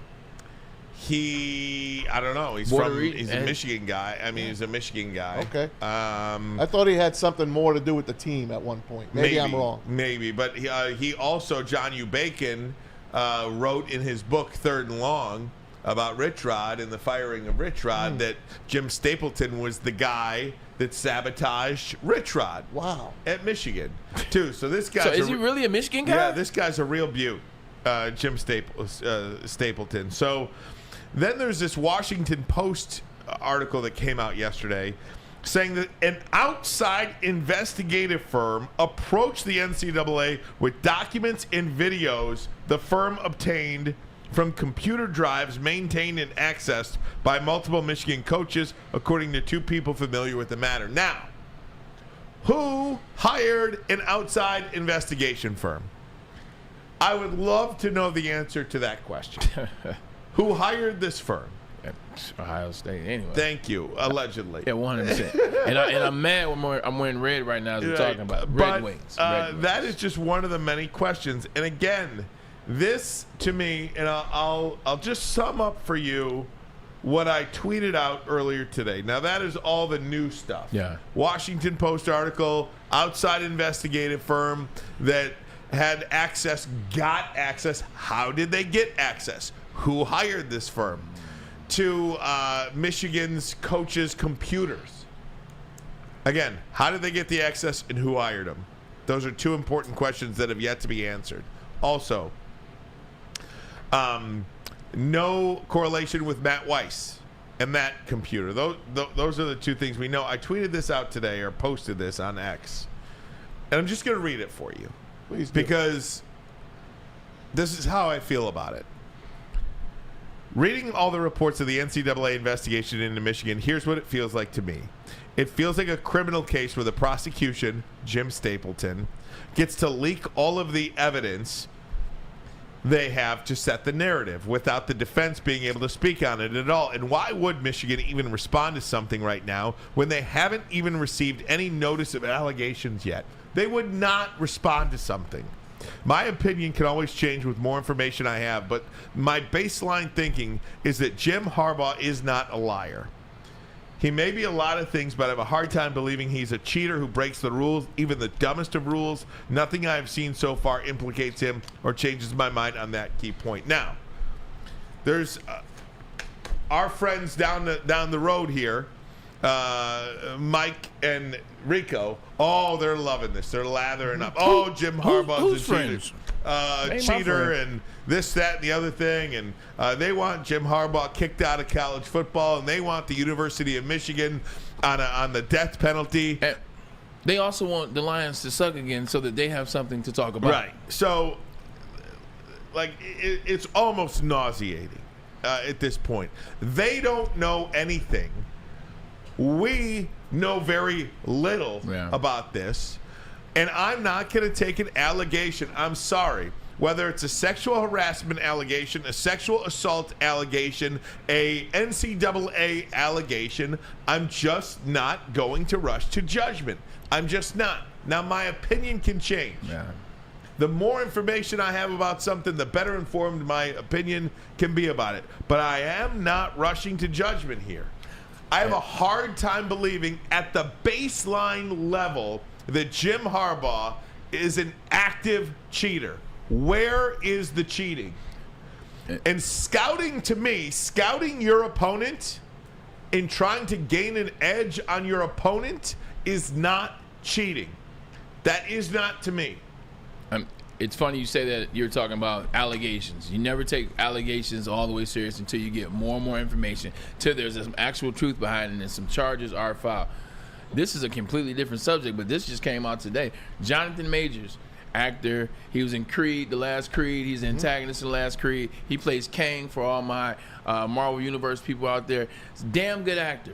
Remember the situation that came out last year, said he choked some girl in a limo or in a taxi cab, and all this came out. Then everybody canceled him. He's choking women and he's doing this, and Marvel should get rid of him and Disney should kick him out. He missed 3 Disney movies because of that whole situation. Never said anything. He let the legal position play out. He let his lawyers play out. You know what happened today? She was arrested because they found out what really happened. She assaulted him. She was arrested today. And now his name is about to soon be cleared. But all the dragging, it's too late. But see, and that's what they're trying to do to Jim Harbaugh. It's the consistent dragging through the mud from now to December, to the Heisman, Coach of the Year, asterisk behind the national championship. Keep dragging this thing out to bury Jim Harbaugh. Same thing they tried to do with him. Today he was found not guilty in the situation, or he didn't have anything to do with it, and she was arrested. Stop rushing the judgment. Stop rushing the judgment. Simple as put. You don't have to be a Michigan fan, or you can be a Michigan enemy. Don't rush the judgment, because you're going to look stupid in the end. Valenti's made a career out of this stuff, right? More Democrats listen to Rush Limbaugh than Republicans listen to Rush Limbaugh. More Michigan fans will listen to Valenti because of how hateful he is towards the program and towards Jim Harbaugh than Michigan State people will listen to him. It's just the way it is.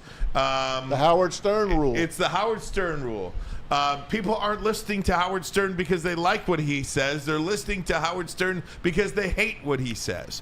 And Mike has made an absolute living off of it. God bless him. But he's so wrong about this, it's not even freaking funny. Yeah. It's not. And he wants the death penalty for the program. He wants Harbaugh fired. Harbaugh's a cheater. And you know what? Michigan, you just keep kicking ass. Okay? You just keep kicking everybody's ass. Let him try to stop you. I feel bad for Harbaugh. I mean, how is he? This can't not be. It's supposed to be the best year of his coaching life with one of the best teams he's ever coached. And it will be. You think he cares about this noise? I hope you're right. You think he cares about this noise? I hope you're right. He doesn't give. You have to care. You're a human. He doesn't care 2 licks about this stuff. I talked to somebody on the team currently. They are focused. They are dedicated. Their spirits and their energy is in the right direction. Harbaugh and those guys are moving forward. They're not worrying about the dumb stuff we are. And I get what you're saying. You're absolutely right. You're human. Yeah. But part of being human is knowing when to block out and turn it on. And that's what Harbaugh and the Michigan Wolverines are about to do from now. You saw it. This was going on this past Saturday, last time I checked, right, Maz? 49 to zip. I know. 49 to zip. Those guys will be ready. They'll play it out, because when we win, and we will win, when we win, it's going to be that much sweeter. I promise you that. And I got that from one of the guys on the team. Can I just say this? For the rest of the way here, okay? If Penn State and Ohio State don't change their signs, shame on you. You got 3 weeks, Penn State, And Ohio State, you got 5 weeks. And Purdue's got 2 weeks they had. Purdue's got 2 weeks. Yeah. You should be pissed at your own team if they're out there with the same signs that they had in 21 or 22. I'm so sick of How this. stupid are these people? I'm so sick of the sign stuff. My senior year, we're playing against Minnesota, Maz. I still remember the corner's name. It was, what was his name? Number 25, Udici. It'll come back to me. Anyway, he was the best cornerback for Minnesota. Yeah. We're playing. Our signs, we just will always rotate. If you hit your belt, it's a hitch. Sometimes you hit your belt, it's a slant. Sometimes you hit your belt, it's a fade route. So we switched it this week. The hitch was a hitch, and it was a little elbow nod. That was going to be our fade. I did the hitch. He played the slant. I catch the fade on him. And you know what he says as I'm walking back to the huddle? He was like, it's like, damn, I thought that was a slant. No, we changed it on your dumb ass. Like, at the end of the day, like, that's great. That's 2004, man. That's 20 years. Damn, I'm that old. That's 20 years ago. Wow. 20 years ago. It's incredible, man. It's 20 incredible years how ago. dumb it is. Look what baseball's My doing. head hurts. Baseball has the catcher and pitcher now talking to each other. The catcher is now telling with the pitcher what to throw. You change. You move up. You Yuki Dozier. You change or you My die. fault, that's his name. Yuki Dozier. Unbelievable. All right, guys, we're going to take a break. When we come back, we'll go around the NFL, including Thursday Night Football tonight. But first, a message from Feldman. That's right. The Feldman Chevrolet, Detroit's #1 Chevy dealer with 18 locations. There is a dealership in your neighborhood and near you. Also visit feldman.auto.com. Listen here, since 1996, Feldman Automotive has been driven to provide a fast, convenient, and first-class car buying experience, and it's called the Feldman Advantage. Do yourself a favor. Take advantage.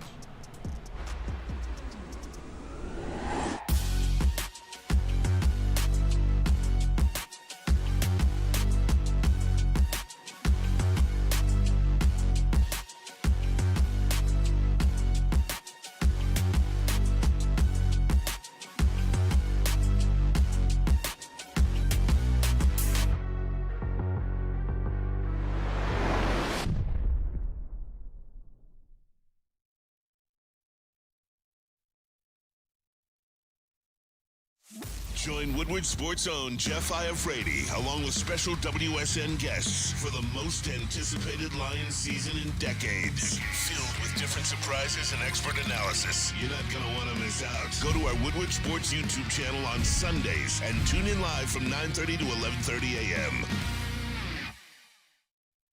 Gabby is a college student struggling to study for her big exam. Then she discovered Syntron, a healthy way for her to stay awake and focus. Jennifer frequently has chaotic days like this until she gets online, orders some Syntron, and finds her groove. April visited her local grocery store, purchased a case of Syntron, and entered to win the Syntron 100K Vegas giveaway. Pick up your case of Syntron today at any Meijer location or visit drinksyntron.com/Vegas and enter for the 100K Vegas giveaway.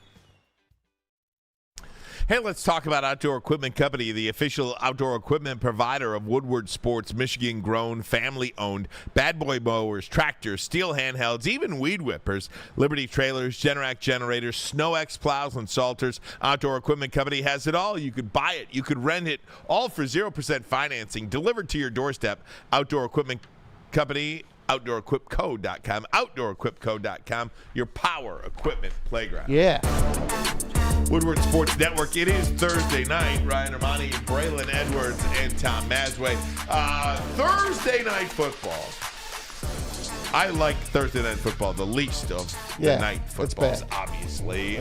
Tonight it's the Bucks and the Bills. Bills coming off knocking me out of the Survivor thanks to the last-minute drive of the New England Patriots. I'm not sure I'll ever get over it. The good guys are back. But let's go. Tom Mazaway, how got do you see buddy. this one? Well, Bills are 9.5-point favorites. They really shouldn't be favorites over anyone the way they played the last 2 weeks. But they're in Orchard Park. I believe the Bills will run the Buccaneers out of the stadium tonight and back to Tampa Bay with their head tucked between their legs. I'm not so sure. Baker Mayfield, your guy, by the way. I know. He's it's questionable, but he's going to play. He's trying to get some ducats in this league, and he's playing pretty decent for the Warriors. And so will Chris Godwin. Chris Godwin will be back. They've been playing inspired, man. Defense, offense. I know they took a loss to the Falcons last week, but it was a hard-fought loss. Mike division game. It's a division game. Mike Evans usually shows up on Monday Night Football. Wasn't the Baker Mayfield game and the Rams, wasn't that Monday Night Football? When he came back and brought those guys back. So something in the air, and the Bills, they just still don't look like it. And we talked about it before the season. Something. They lose to Zach Wilson at the start of the season when Aaron Rodgers goes down. They're 4-3. They got 2 divisional losses, by the way, Mass. They got the Miami Dolphins. Not the Miami Dolphins, but they lost to the Patriots and the Jets. So 2 divisional losses. I'm not so sure this is a slam dunk. Maz, I would bet against the number. I'm not saying the Bucs are winning on the money line, but I would bet against the number. I would take the points, Ryan. I love Braylon talking numbers. I do too. I will say this: the Tampa Bay Bucs just don't score points. They don't. They just don't score points. So I have a hard time believing that they can hang tonight and score with Buffalo. I will say this: we're going to learn a lot about the Buffalo Bills tonight. Defense. We're going to learn a lot about the Bills tonight. We're going to learn whether or not the Bills are for real and could just turn it on and turn it off as they so choose, or if they're a real Super Bowl contender, or if there's some real problems there. If they struggle tonight for the 3rd straight game, this kind of midway point in the season, I think you can kiss them goodbye. I think that much about tonight's game for Buffalo. I think you kiss them goodbye now, and this is why, man. I'm not ready to write them off yet, but I'll listen to your point about it. Okay. For me, they're inconsistent. Ever since Brian Daboll left last year, they've been inconsistent. Even last year, they were inconsistent. There were times when Josh Allen plays like an elite MVP. There are times when he plays like a guy, you're like, damn, is he the second quarterback on that team or the first? And now this year, it's even gotten worse to losing to the Patriots, how bad the Patriots played. Now, we'll give them a pass. It's a divisional game. It's Bill Belichick. He knows your team. He knows your quarterback. I'll give you a slight pass on that. But then you lose to Zach Wilson on opening night. You're never consistently on page with your best wide receiver, your tight end. What happened to the guy, Gabe Davis, they gave all this money to after he had 5 touchdowns? Never saw him again. What happened to these 2 tight ends that they're supposed to have? Knox, who they paid. Dalton Kincaid, who's arguably the best tight end in the draft. He's healthy now. You said what? Kincaid's ready to play tonight. Okay, what about the running game that you still don't have? Right. And then defensively, you still got players hurt, which isn't your fault, but it's the truth. I don't trust this game. I don't trust Josh Allen, and I don't trust Sean McDermott. Fair enough. How about, do you trust Will Levis? Will Levis is going to start this week for the Tennessee Titans. The man who puts mayonnaise in his coffee is going to start against the Atlanta Falcons with, Tennessee is going to see what they got. I got nothing. Here's what I got on it. I think Tennessee is in a spot now to really tank, to trade Derrick Henry, that's what I was gonna ask you. trade Derrick Henry, to play Will Levis. Don't forget D-Hop. Let him. He just got there. Let Levis and Willis take some hits here. You know you made a mistake with Levis. You know you made a mistake with Willis. And the Titans are getting ready to move into a beautiful new building. Yeah. They have got to get a franchise quarterback. Now, if you're in the top 10 this year, you will have that chance to get a really good franchise quarterback, I feel like. And Tennessee right now at 2-4, they are in a position to not only get a top 10 pick, they are in a position to get the number 1 overall pick, and then they can choose who they want to quarterback this team for the next 12 years as they enter a new multi-billion-dollar arena. There's nothing to say. You hit the nail on the head. When you start moving pieces like Kevin Byard to the Philadelphia Eagles, you're letting them know, hey, everybody's up for sale. Everybody's up for move. So I agree with you. Play Will Levis. Let's see what he got. If he doesn't have anything, well, it doesn't cost us anything either. So I agree. This is a fire sale team. And the thing with the Titans, I definitely think, in my opinion, I think they started their tanking phase last year when Ryan Tannehill and Malik Willis were at that quarterback battle and stuff, and Ryan Tannehill said, it's not my job to coach him up. Yeah. That's when I started to notice there was definitely a shift in the locker room. There's definitely a shift in that quarterback room. Ryan Tannehill, I think, lost confidence last week, but yeah, I think they've been tanking since last year. Yeah, Tannehill's down with an ankle injury, so that takes him out. I also think that they started to realize that they were going to have to be in this situation at one point when Derrick Henry, who hasn't been the same Derrick Henry since he got paid, like Derrick Henry last couple of years, like literally he's getting hit behind the line of scrimmage. He's getting tackled. Like he doesn't have a lot of yards per carry. Derrick Henry has been struggling the last 3 seasons. And I think if you're Tennessee, the reason why you were going to the AFC Championship, the reason why you had a number 1 seed, the reason why you were doing those things, because Derrick Henry was a monster from October through January. Just hasn't been the case in the last 3 years. No doubt. Guys, let me take a break, Matt. We'll come back with more. We'll do it next, but first a message from the Hamlin Pub. Do you want a bar where you are a regular? We have just the place for you, where they have 7 locations in the Metro Detroit area where everyone is a regular. You know, they have half off pizza. You can get promo nights every other night.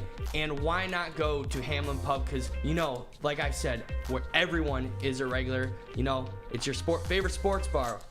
Go to Hamlin Pub. Woodward Sports' own Tom Mazaway and Sam Stick Day will be hosting our Lions postgame show after every Lions game all season long. Tune into the Woodward Sports YouTube channel for his hot off the press takes, game analysis, and Kool-Aid sipping celebrations. You won't want to miss it. Join Maz, Stick, and special guests each week immediately following every Lions game, exclusively on the WSN YouTube channel.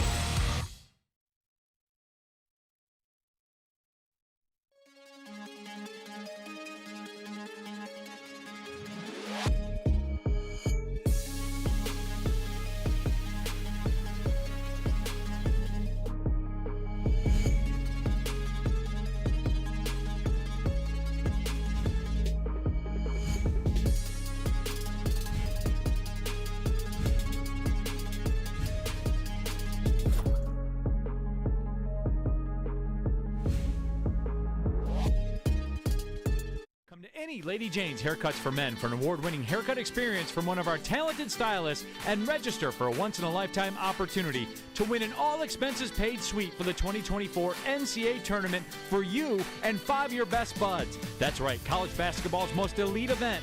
You and your 5 best friends just get to any Lady Jane's today for an award-winning haircut experience and automatically register to win the trip of your dreams. Lady Jane's Haircuts for Men, open 7 days a week. Walk in anytime. Lady Jane's, it's wicked awesome.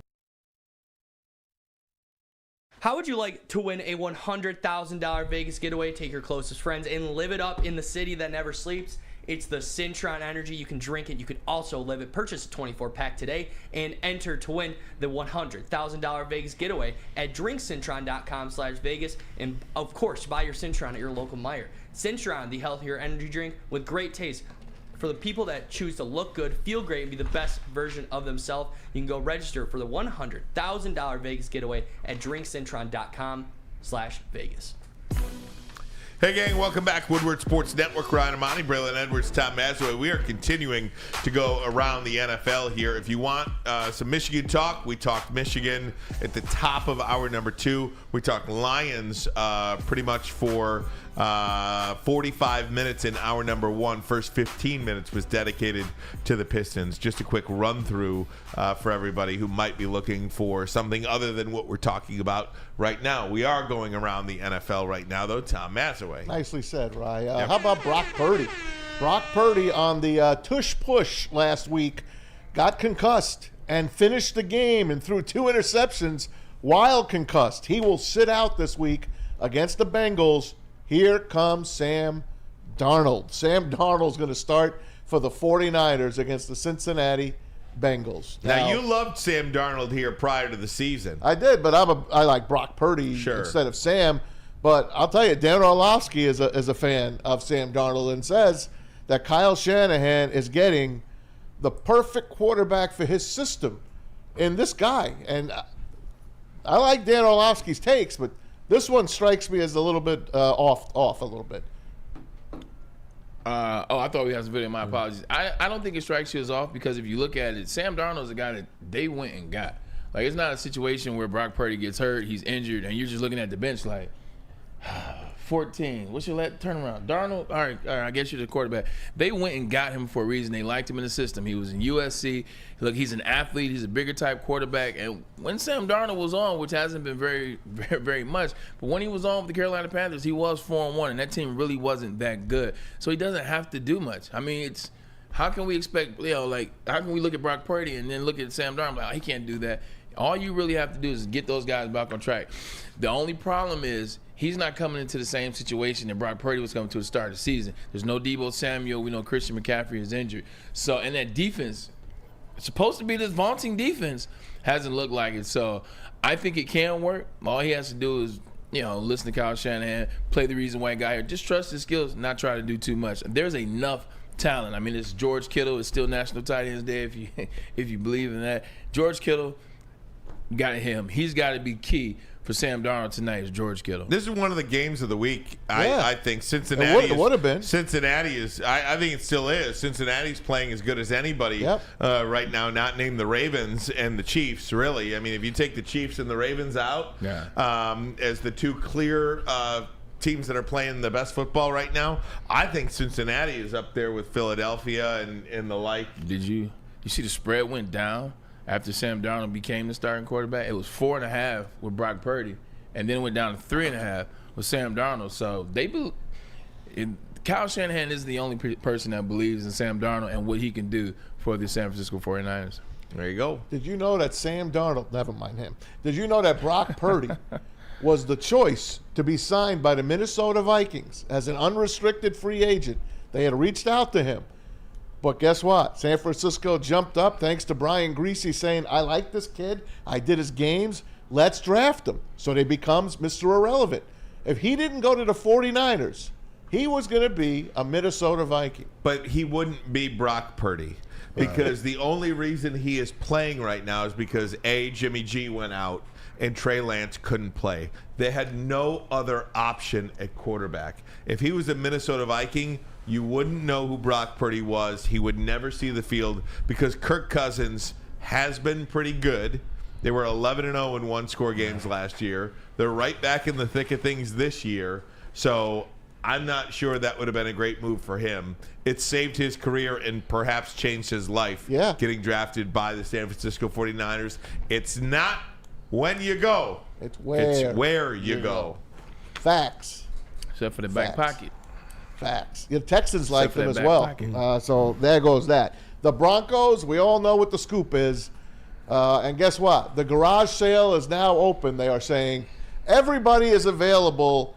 And it says here that their prized cornerback, Patrick Surtain, is available. Then I heard something that he isn't available. But there are other guys on this team, including their wide receivers, that are up for grabs by Halloween, which is the trade deadline. When a head coach comes in and it's not his team, it doesn't matter who you are. Everybody's up for sale. Everybody is worth the deal. If the right deal comes in for Patrick Surtain, I don't care who you are. Like you can inherit most teams and everybody's for sale. Maybe you inherit the Chiefs and not Patrick Mahomes, but everybody's for sale when it's not your guys and it's not one of Sean Payton's guys, and he needs some players. He's an offensive coach. He can use that to get first-round picks. He can use that to get draft capital. He's up. It's a great jumping-off point here. Do you believe the Detroit Lions are in a desperate situation to go get somebody? Desperate? Desperate. Meaning, like, they might not win a playoff game if they don't make a major trade. I find that to be, in this season, not being able to win a playoff game, I say that's desperate. That's a failure if they don't win a playoff game. But don't forget, this is only week number 7, going into week 8. They got another 10 weeks to go to get healthy. But they also only have another 5 days before the trade deadline. But two guys that they won't have. CJ won't play until January. He ain't playing. If he is, he's not playing until the playoff. So he's done for the regular season. Emmanuel Mosley is done for the year. Yep. So those two players won't get healthy. Those free agents. So I look at it two ways. One, what are you trying to accomplish this year? If you're trying to accomplish a playoff win, then no.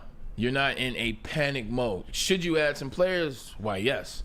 But if you are trying to get to the NFC Championship game, trying to get to the Super Bowl, then yes, I think you need to make a big move. And I think, Adib, if you look at the 3 positions I said I liked an end, I like a pass rusher, I like a number 2 or main DB. If you can go out, I said a number 2, but if you can get a guy like Patrick Surtain, you go out and get him if you can. And then obviously wide receiver was what I wanted. So those 3 positions. If you're trying, like you're legitimately look at your schedule, you'll get. Here's what I'll tell you your goal is this year. What's the goal? The goal for the Detroit Lions this year is make it to the Super Bowl. Then yes. I think that has to be the goal. Yes. When you look at this schedule, when you look at this NFC, this is as good a chance as you will ever have at any point to make it to a Super Bowl. No matter how good you are, the gates to the Super Bowl are wide open. San Francisco is not who we think they are when they are not healthy.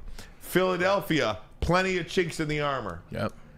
And outside Dallas, Seattle, everybody's got problems. Detroit has problems. If you have an opportunity to go fix those problems, every year is different. We said it last year. If the Lions could have just gotten in, you never know. Every year is so different. In the NFC here, with their teams being so bad, and with all these quarterbacks that are coming in, the NFC now, we talk about the AFC with quarterbacks. It's going to be the NFC's turn to start getting some of these good quarterbacks, like a Caleb Williams or a Drake May or a Michael Penix or a J.J. McCarthy. However you see, all those quarterbacks are going to NFC teams. So here's the question. The question is, why are we holding all these picks, and why do we have all this money? There you go. Why do we have? What is the money for, and what are the picks for? They're to do business. Right. And now is the time, like you said, Ryan, it's time to do business. So nobody ever brings this up as my worst take. Everybody thinks the Malik Willis situation is my worst take. I'll one-up you. The worst take I've ever had in my career, outside of maybe 12, 15 years ago saying that I could hit 200 in the majors, outside of that one, the worst take I've ever had is that the Detroit Lions should drop everything and sign Deshaun Watson. Yeah. Ooh. That was the worst take I ever had in my life. Because, for obvious reasons.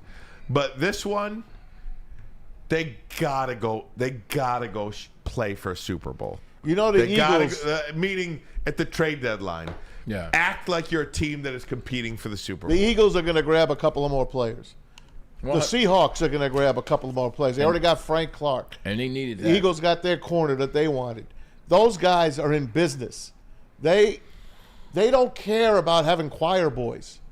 But this team seems to, that's what they want. Right. And I guess if that's the trajectory that they want to be on, I guess who are we to say they're wrong? No, who we are is we were the people that were on their team when they made those weird draft moves. They did trade it back, to trade up, to but trade not back. These guys. Oh no, I'm about to say to do all that, not pick up certain excuse me.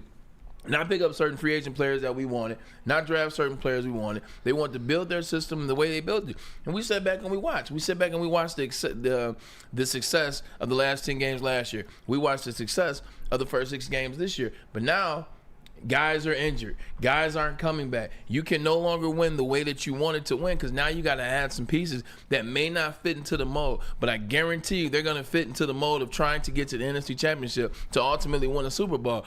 You got to make some moves right now. There are guys out there and there are teams that want to do business. For real. Steve-O Baby in the WoodwardSports.com chat says, Ryan, do you know how hard it is to win a Super Bowl? Yes. Clearly, we do because we haven't even sniffed a Super Bowl in 30 years. And even when they played Washington, I'm not sure they really sniffed it. This is true. They were just one game away. They were never actually in the game. And I'm not saying they should, they have to go win the Super Bowl. What I'm saying is act with some urgency. Yeah. Act like this is the year that you can go win the NFC and play for a Super Bowl. And I don't think you can do that as currently constructed. There's no super team out there that you can't beat. Exactly. I don't think you can do that as currently constructed. I don't believe the Lions can go out there and win a Super Bowl. But you've got to go try. 100%. I mean, who would have thought the 49ers, and yes, they are a good franchise, but 3 years ago, them getting to the NFC Championship with Jimmy Garoppolo, nobody thought that was going to happen. Nobody thought they were going to down there bust up the Cowboys and then get to the NFC, go bust up the Green Bay Packers and get to the NFC Championship game 3 years ago when I want to say Deebo Samuel before he got paid. Nobody thought before the season the Cincinnati Bengals, and yes, you could tell me Jamar Chase, you could tell me Joe Burrow, but I also could tell you he had the worst offensive line ever constructed and still got to the Super Bowl. So you just never know. You just want to ticket in. You just want to ticket in, and when you get that ticket in, which the Lions will get, you want to make sure you put yourself a team together that can do something in January to try to get to February. It's just real talk. All right, more coming up next, but first a message from Planet Fitness. Yes, Planet Fitness is your home on the judgment-free zone where anyone, and I do mean anyone, can feel comfortable and work on their fitness goals. At Planet Fitness, you'll experience a squeaky clean gym with tons of equipment, a full body workout in just 30 minutes in a 30-minute circuit, and all memberships include fitness training. You get all this just for $10 a month with no commitment. No matter where you are, there is a Planet Fitness close by. There are more than 50 in the Metro Detroit and thousands more throughout the world. So go and visit your local Planet Fitness today, or as always, check them out online at planetfitness.com. Now, coming to Woodward Sports, Woodward and Main Street, the Woodward Sports Network Detroit Lions Show. Catch Gabrielle D. Phillips, Matt Broder, and Terry Foster for all the latest news on your Detroit Lions every week. Only on the Woodward Sports Network YouTube channel and woodwardsports.com. Your home is your most important asset. Flexibility in the sales process is key. When you work with Mark White & Associates, you can cancel at any time, for any reason, without penalty. Speaking of flexibility, check this out.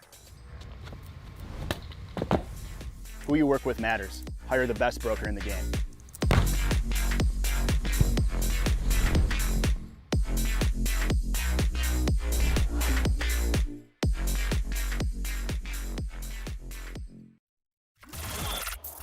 Woodward Sports' own Tom Mazaway and Sam Stick Day will be hosting our Lions postgame show after every Lions game all season long. Tune into the Woodward Sports YouTube channel for his hot-off-the-press takes, game analysis, and Kool-Aid sipping celebrations.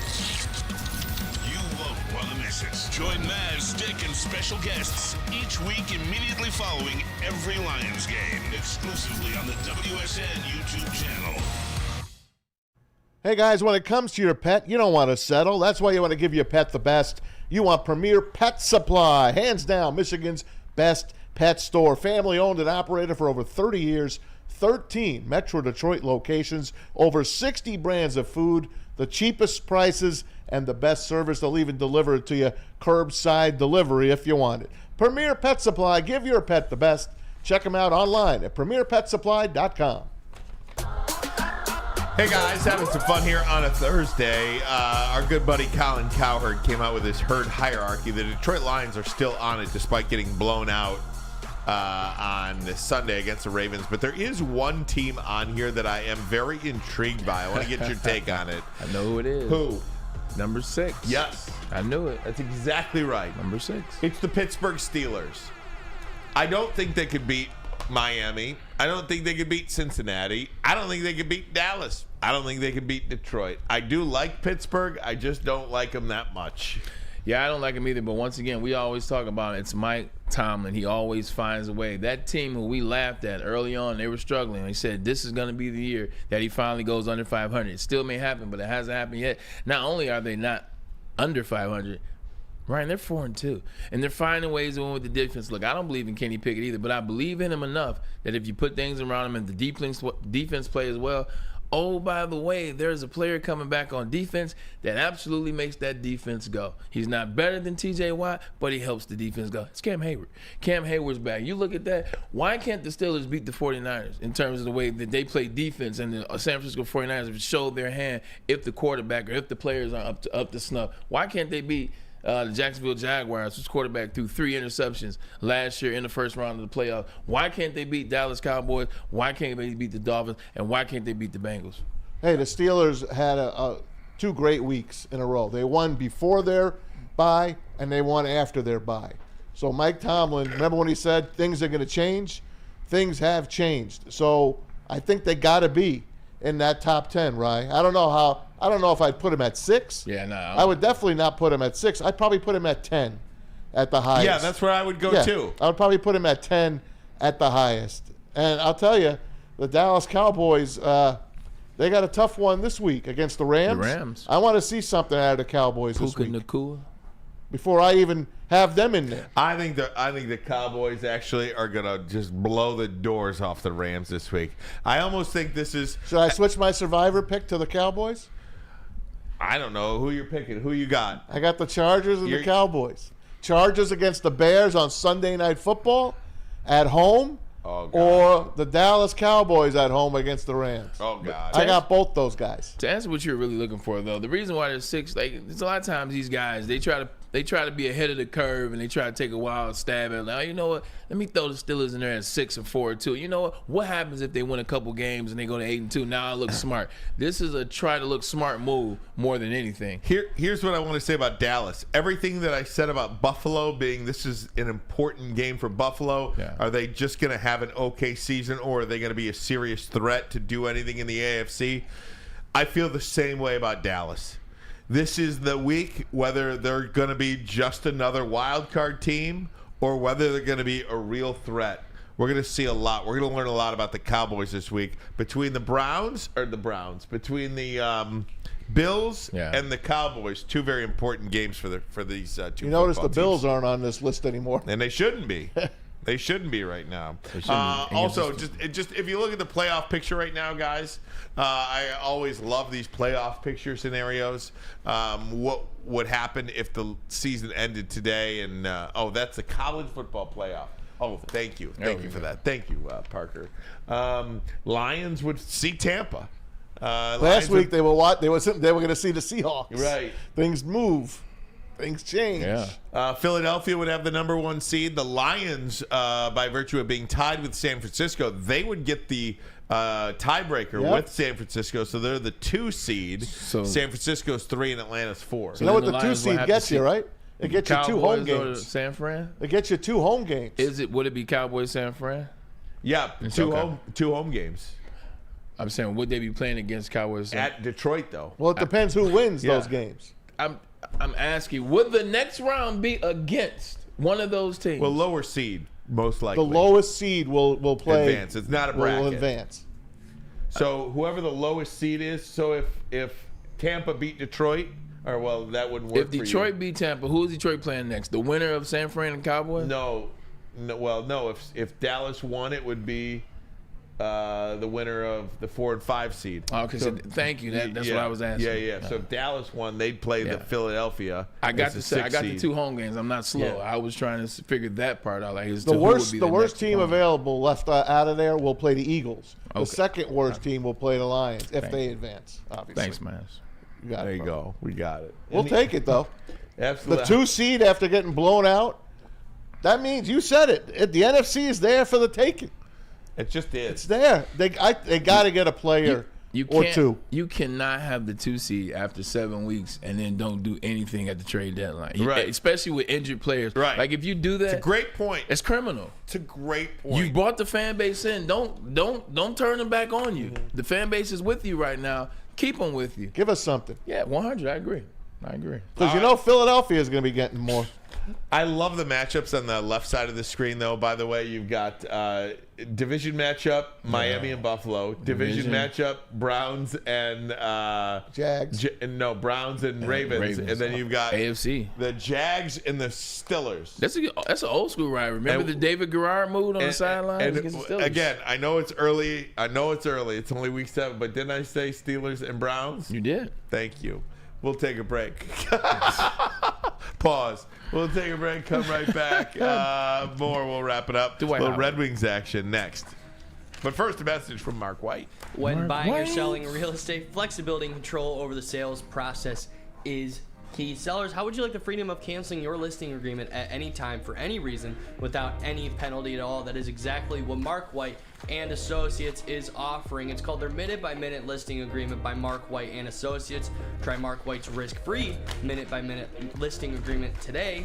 So why not go to markwhitesells.com, or you can also call them at 248-290-8242. That number again, 248-290-8242. markwhitesells.com, where flexibility meets success. Join Woodward Sports' own Jeff Iafrate, along with special WSN guests for the most anticipated Lions season in decades. Filled with different surprises and expert analysis. You're not going to want to miss out. Go to our Woodward Sports YouTube channel on Sundays and tune in live from 9:30 to 11:30 a.m. Hey, this is Mr. Kearney, Chief Academic Officer, Academy of Warren, I want to welcome you to the brand new Field House. The state-of-the-art facility has a regulation basketball court, volleyball court, soccer field. It can be used for 7-on-7 football. Our K-8 academic features AM, PM, latchkey, small classroom sizes, Learning Street, futuristic media center, free breakfast and lunch, Holton Mifflin curriculum, academic games, K-8 athletics, and more. Enroll today at academywarren.net. Woodward Sports' own Tom Mazaway and Sam Stick Day will be hosting our Lions postgame show after every Lions game all season long. Tune into the Woodward Sports YouTube channel for his hot-off-the-press takes, game analysis, and Kool-Aid sipping celebrations. You won't want to miss it. Join Maz, Stick, and special guests each week immediately following every Lions game, exclusively on the WSN YouTube channel.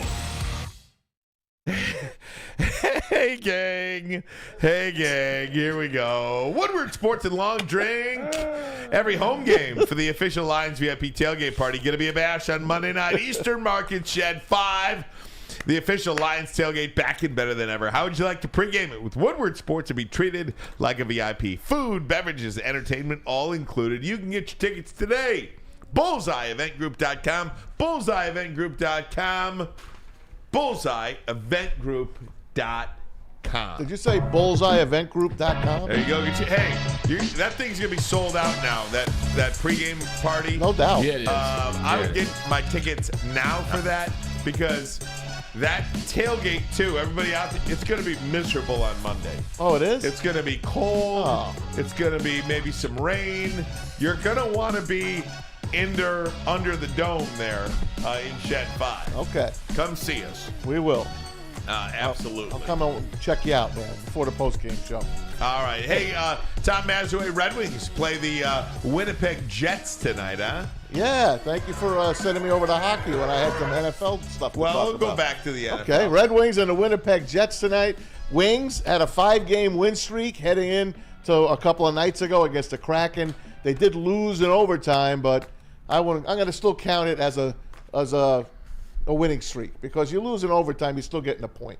So the Red Wings put that on tonight. Alex DeBrincat is questionable. They're hoping that he will play tonight. He is leading the NHL with 8 goals. So that one will be fun. Mike Gentry will be up there, way up in the press box. Guys, have you ever been up to the press box at Little Caesars Arena?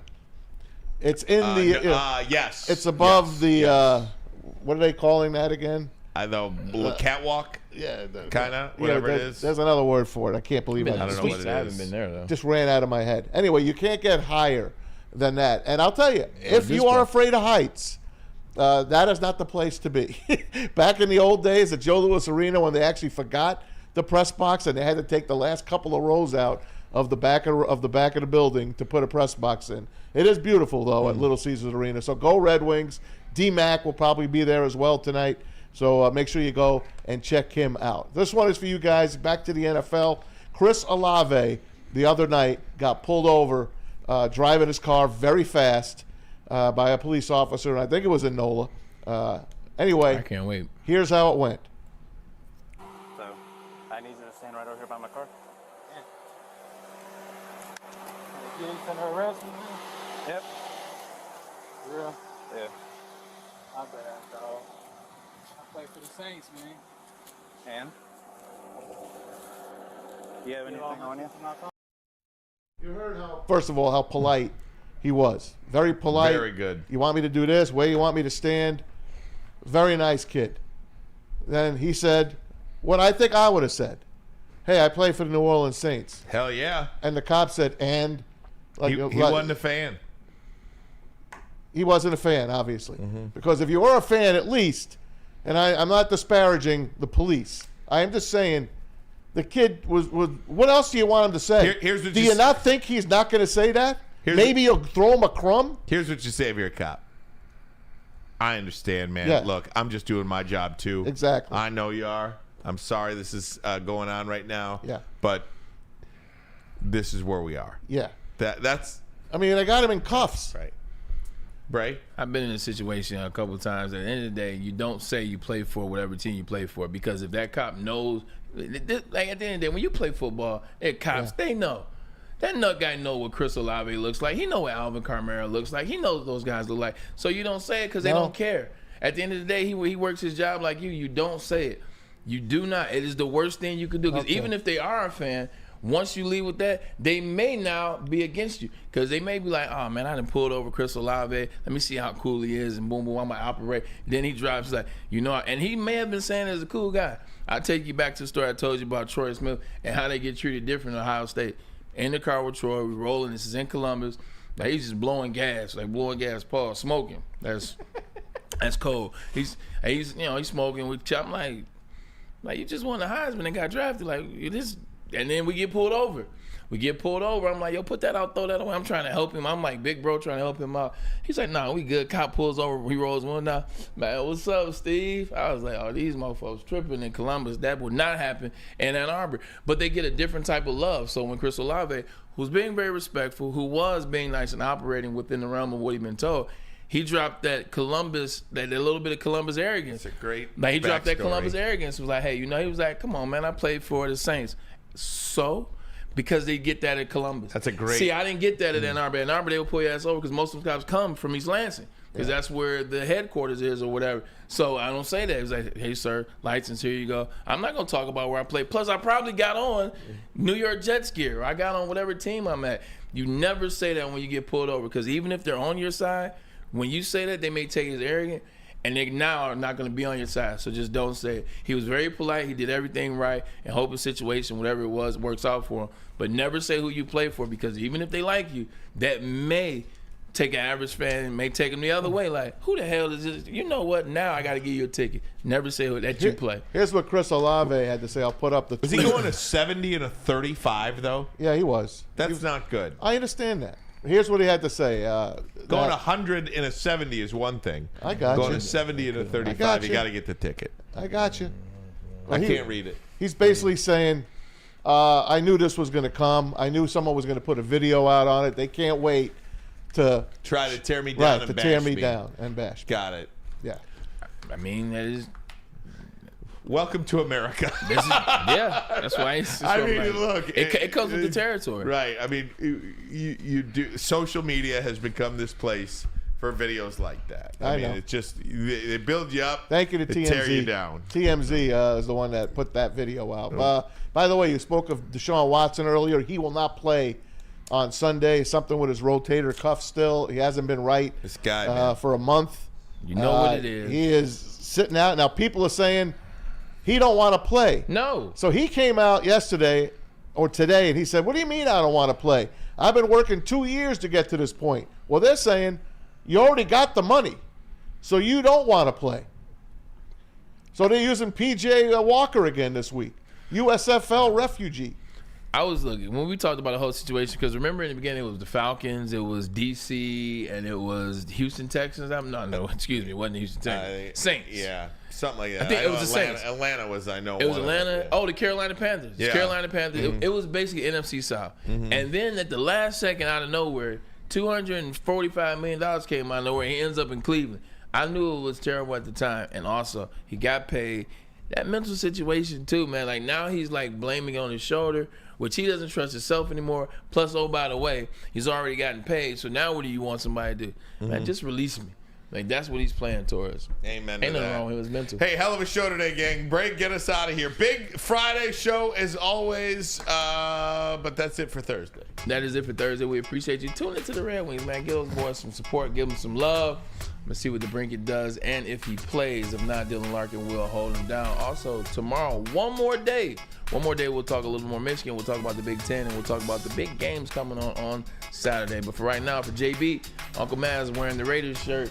Parker, my man, brother from another mother, Ermanni. You know what time it is. We are Ermanni and Edwards with the main man Maz. See you tomorrow. See ya.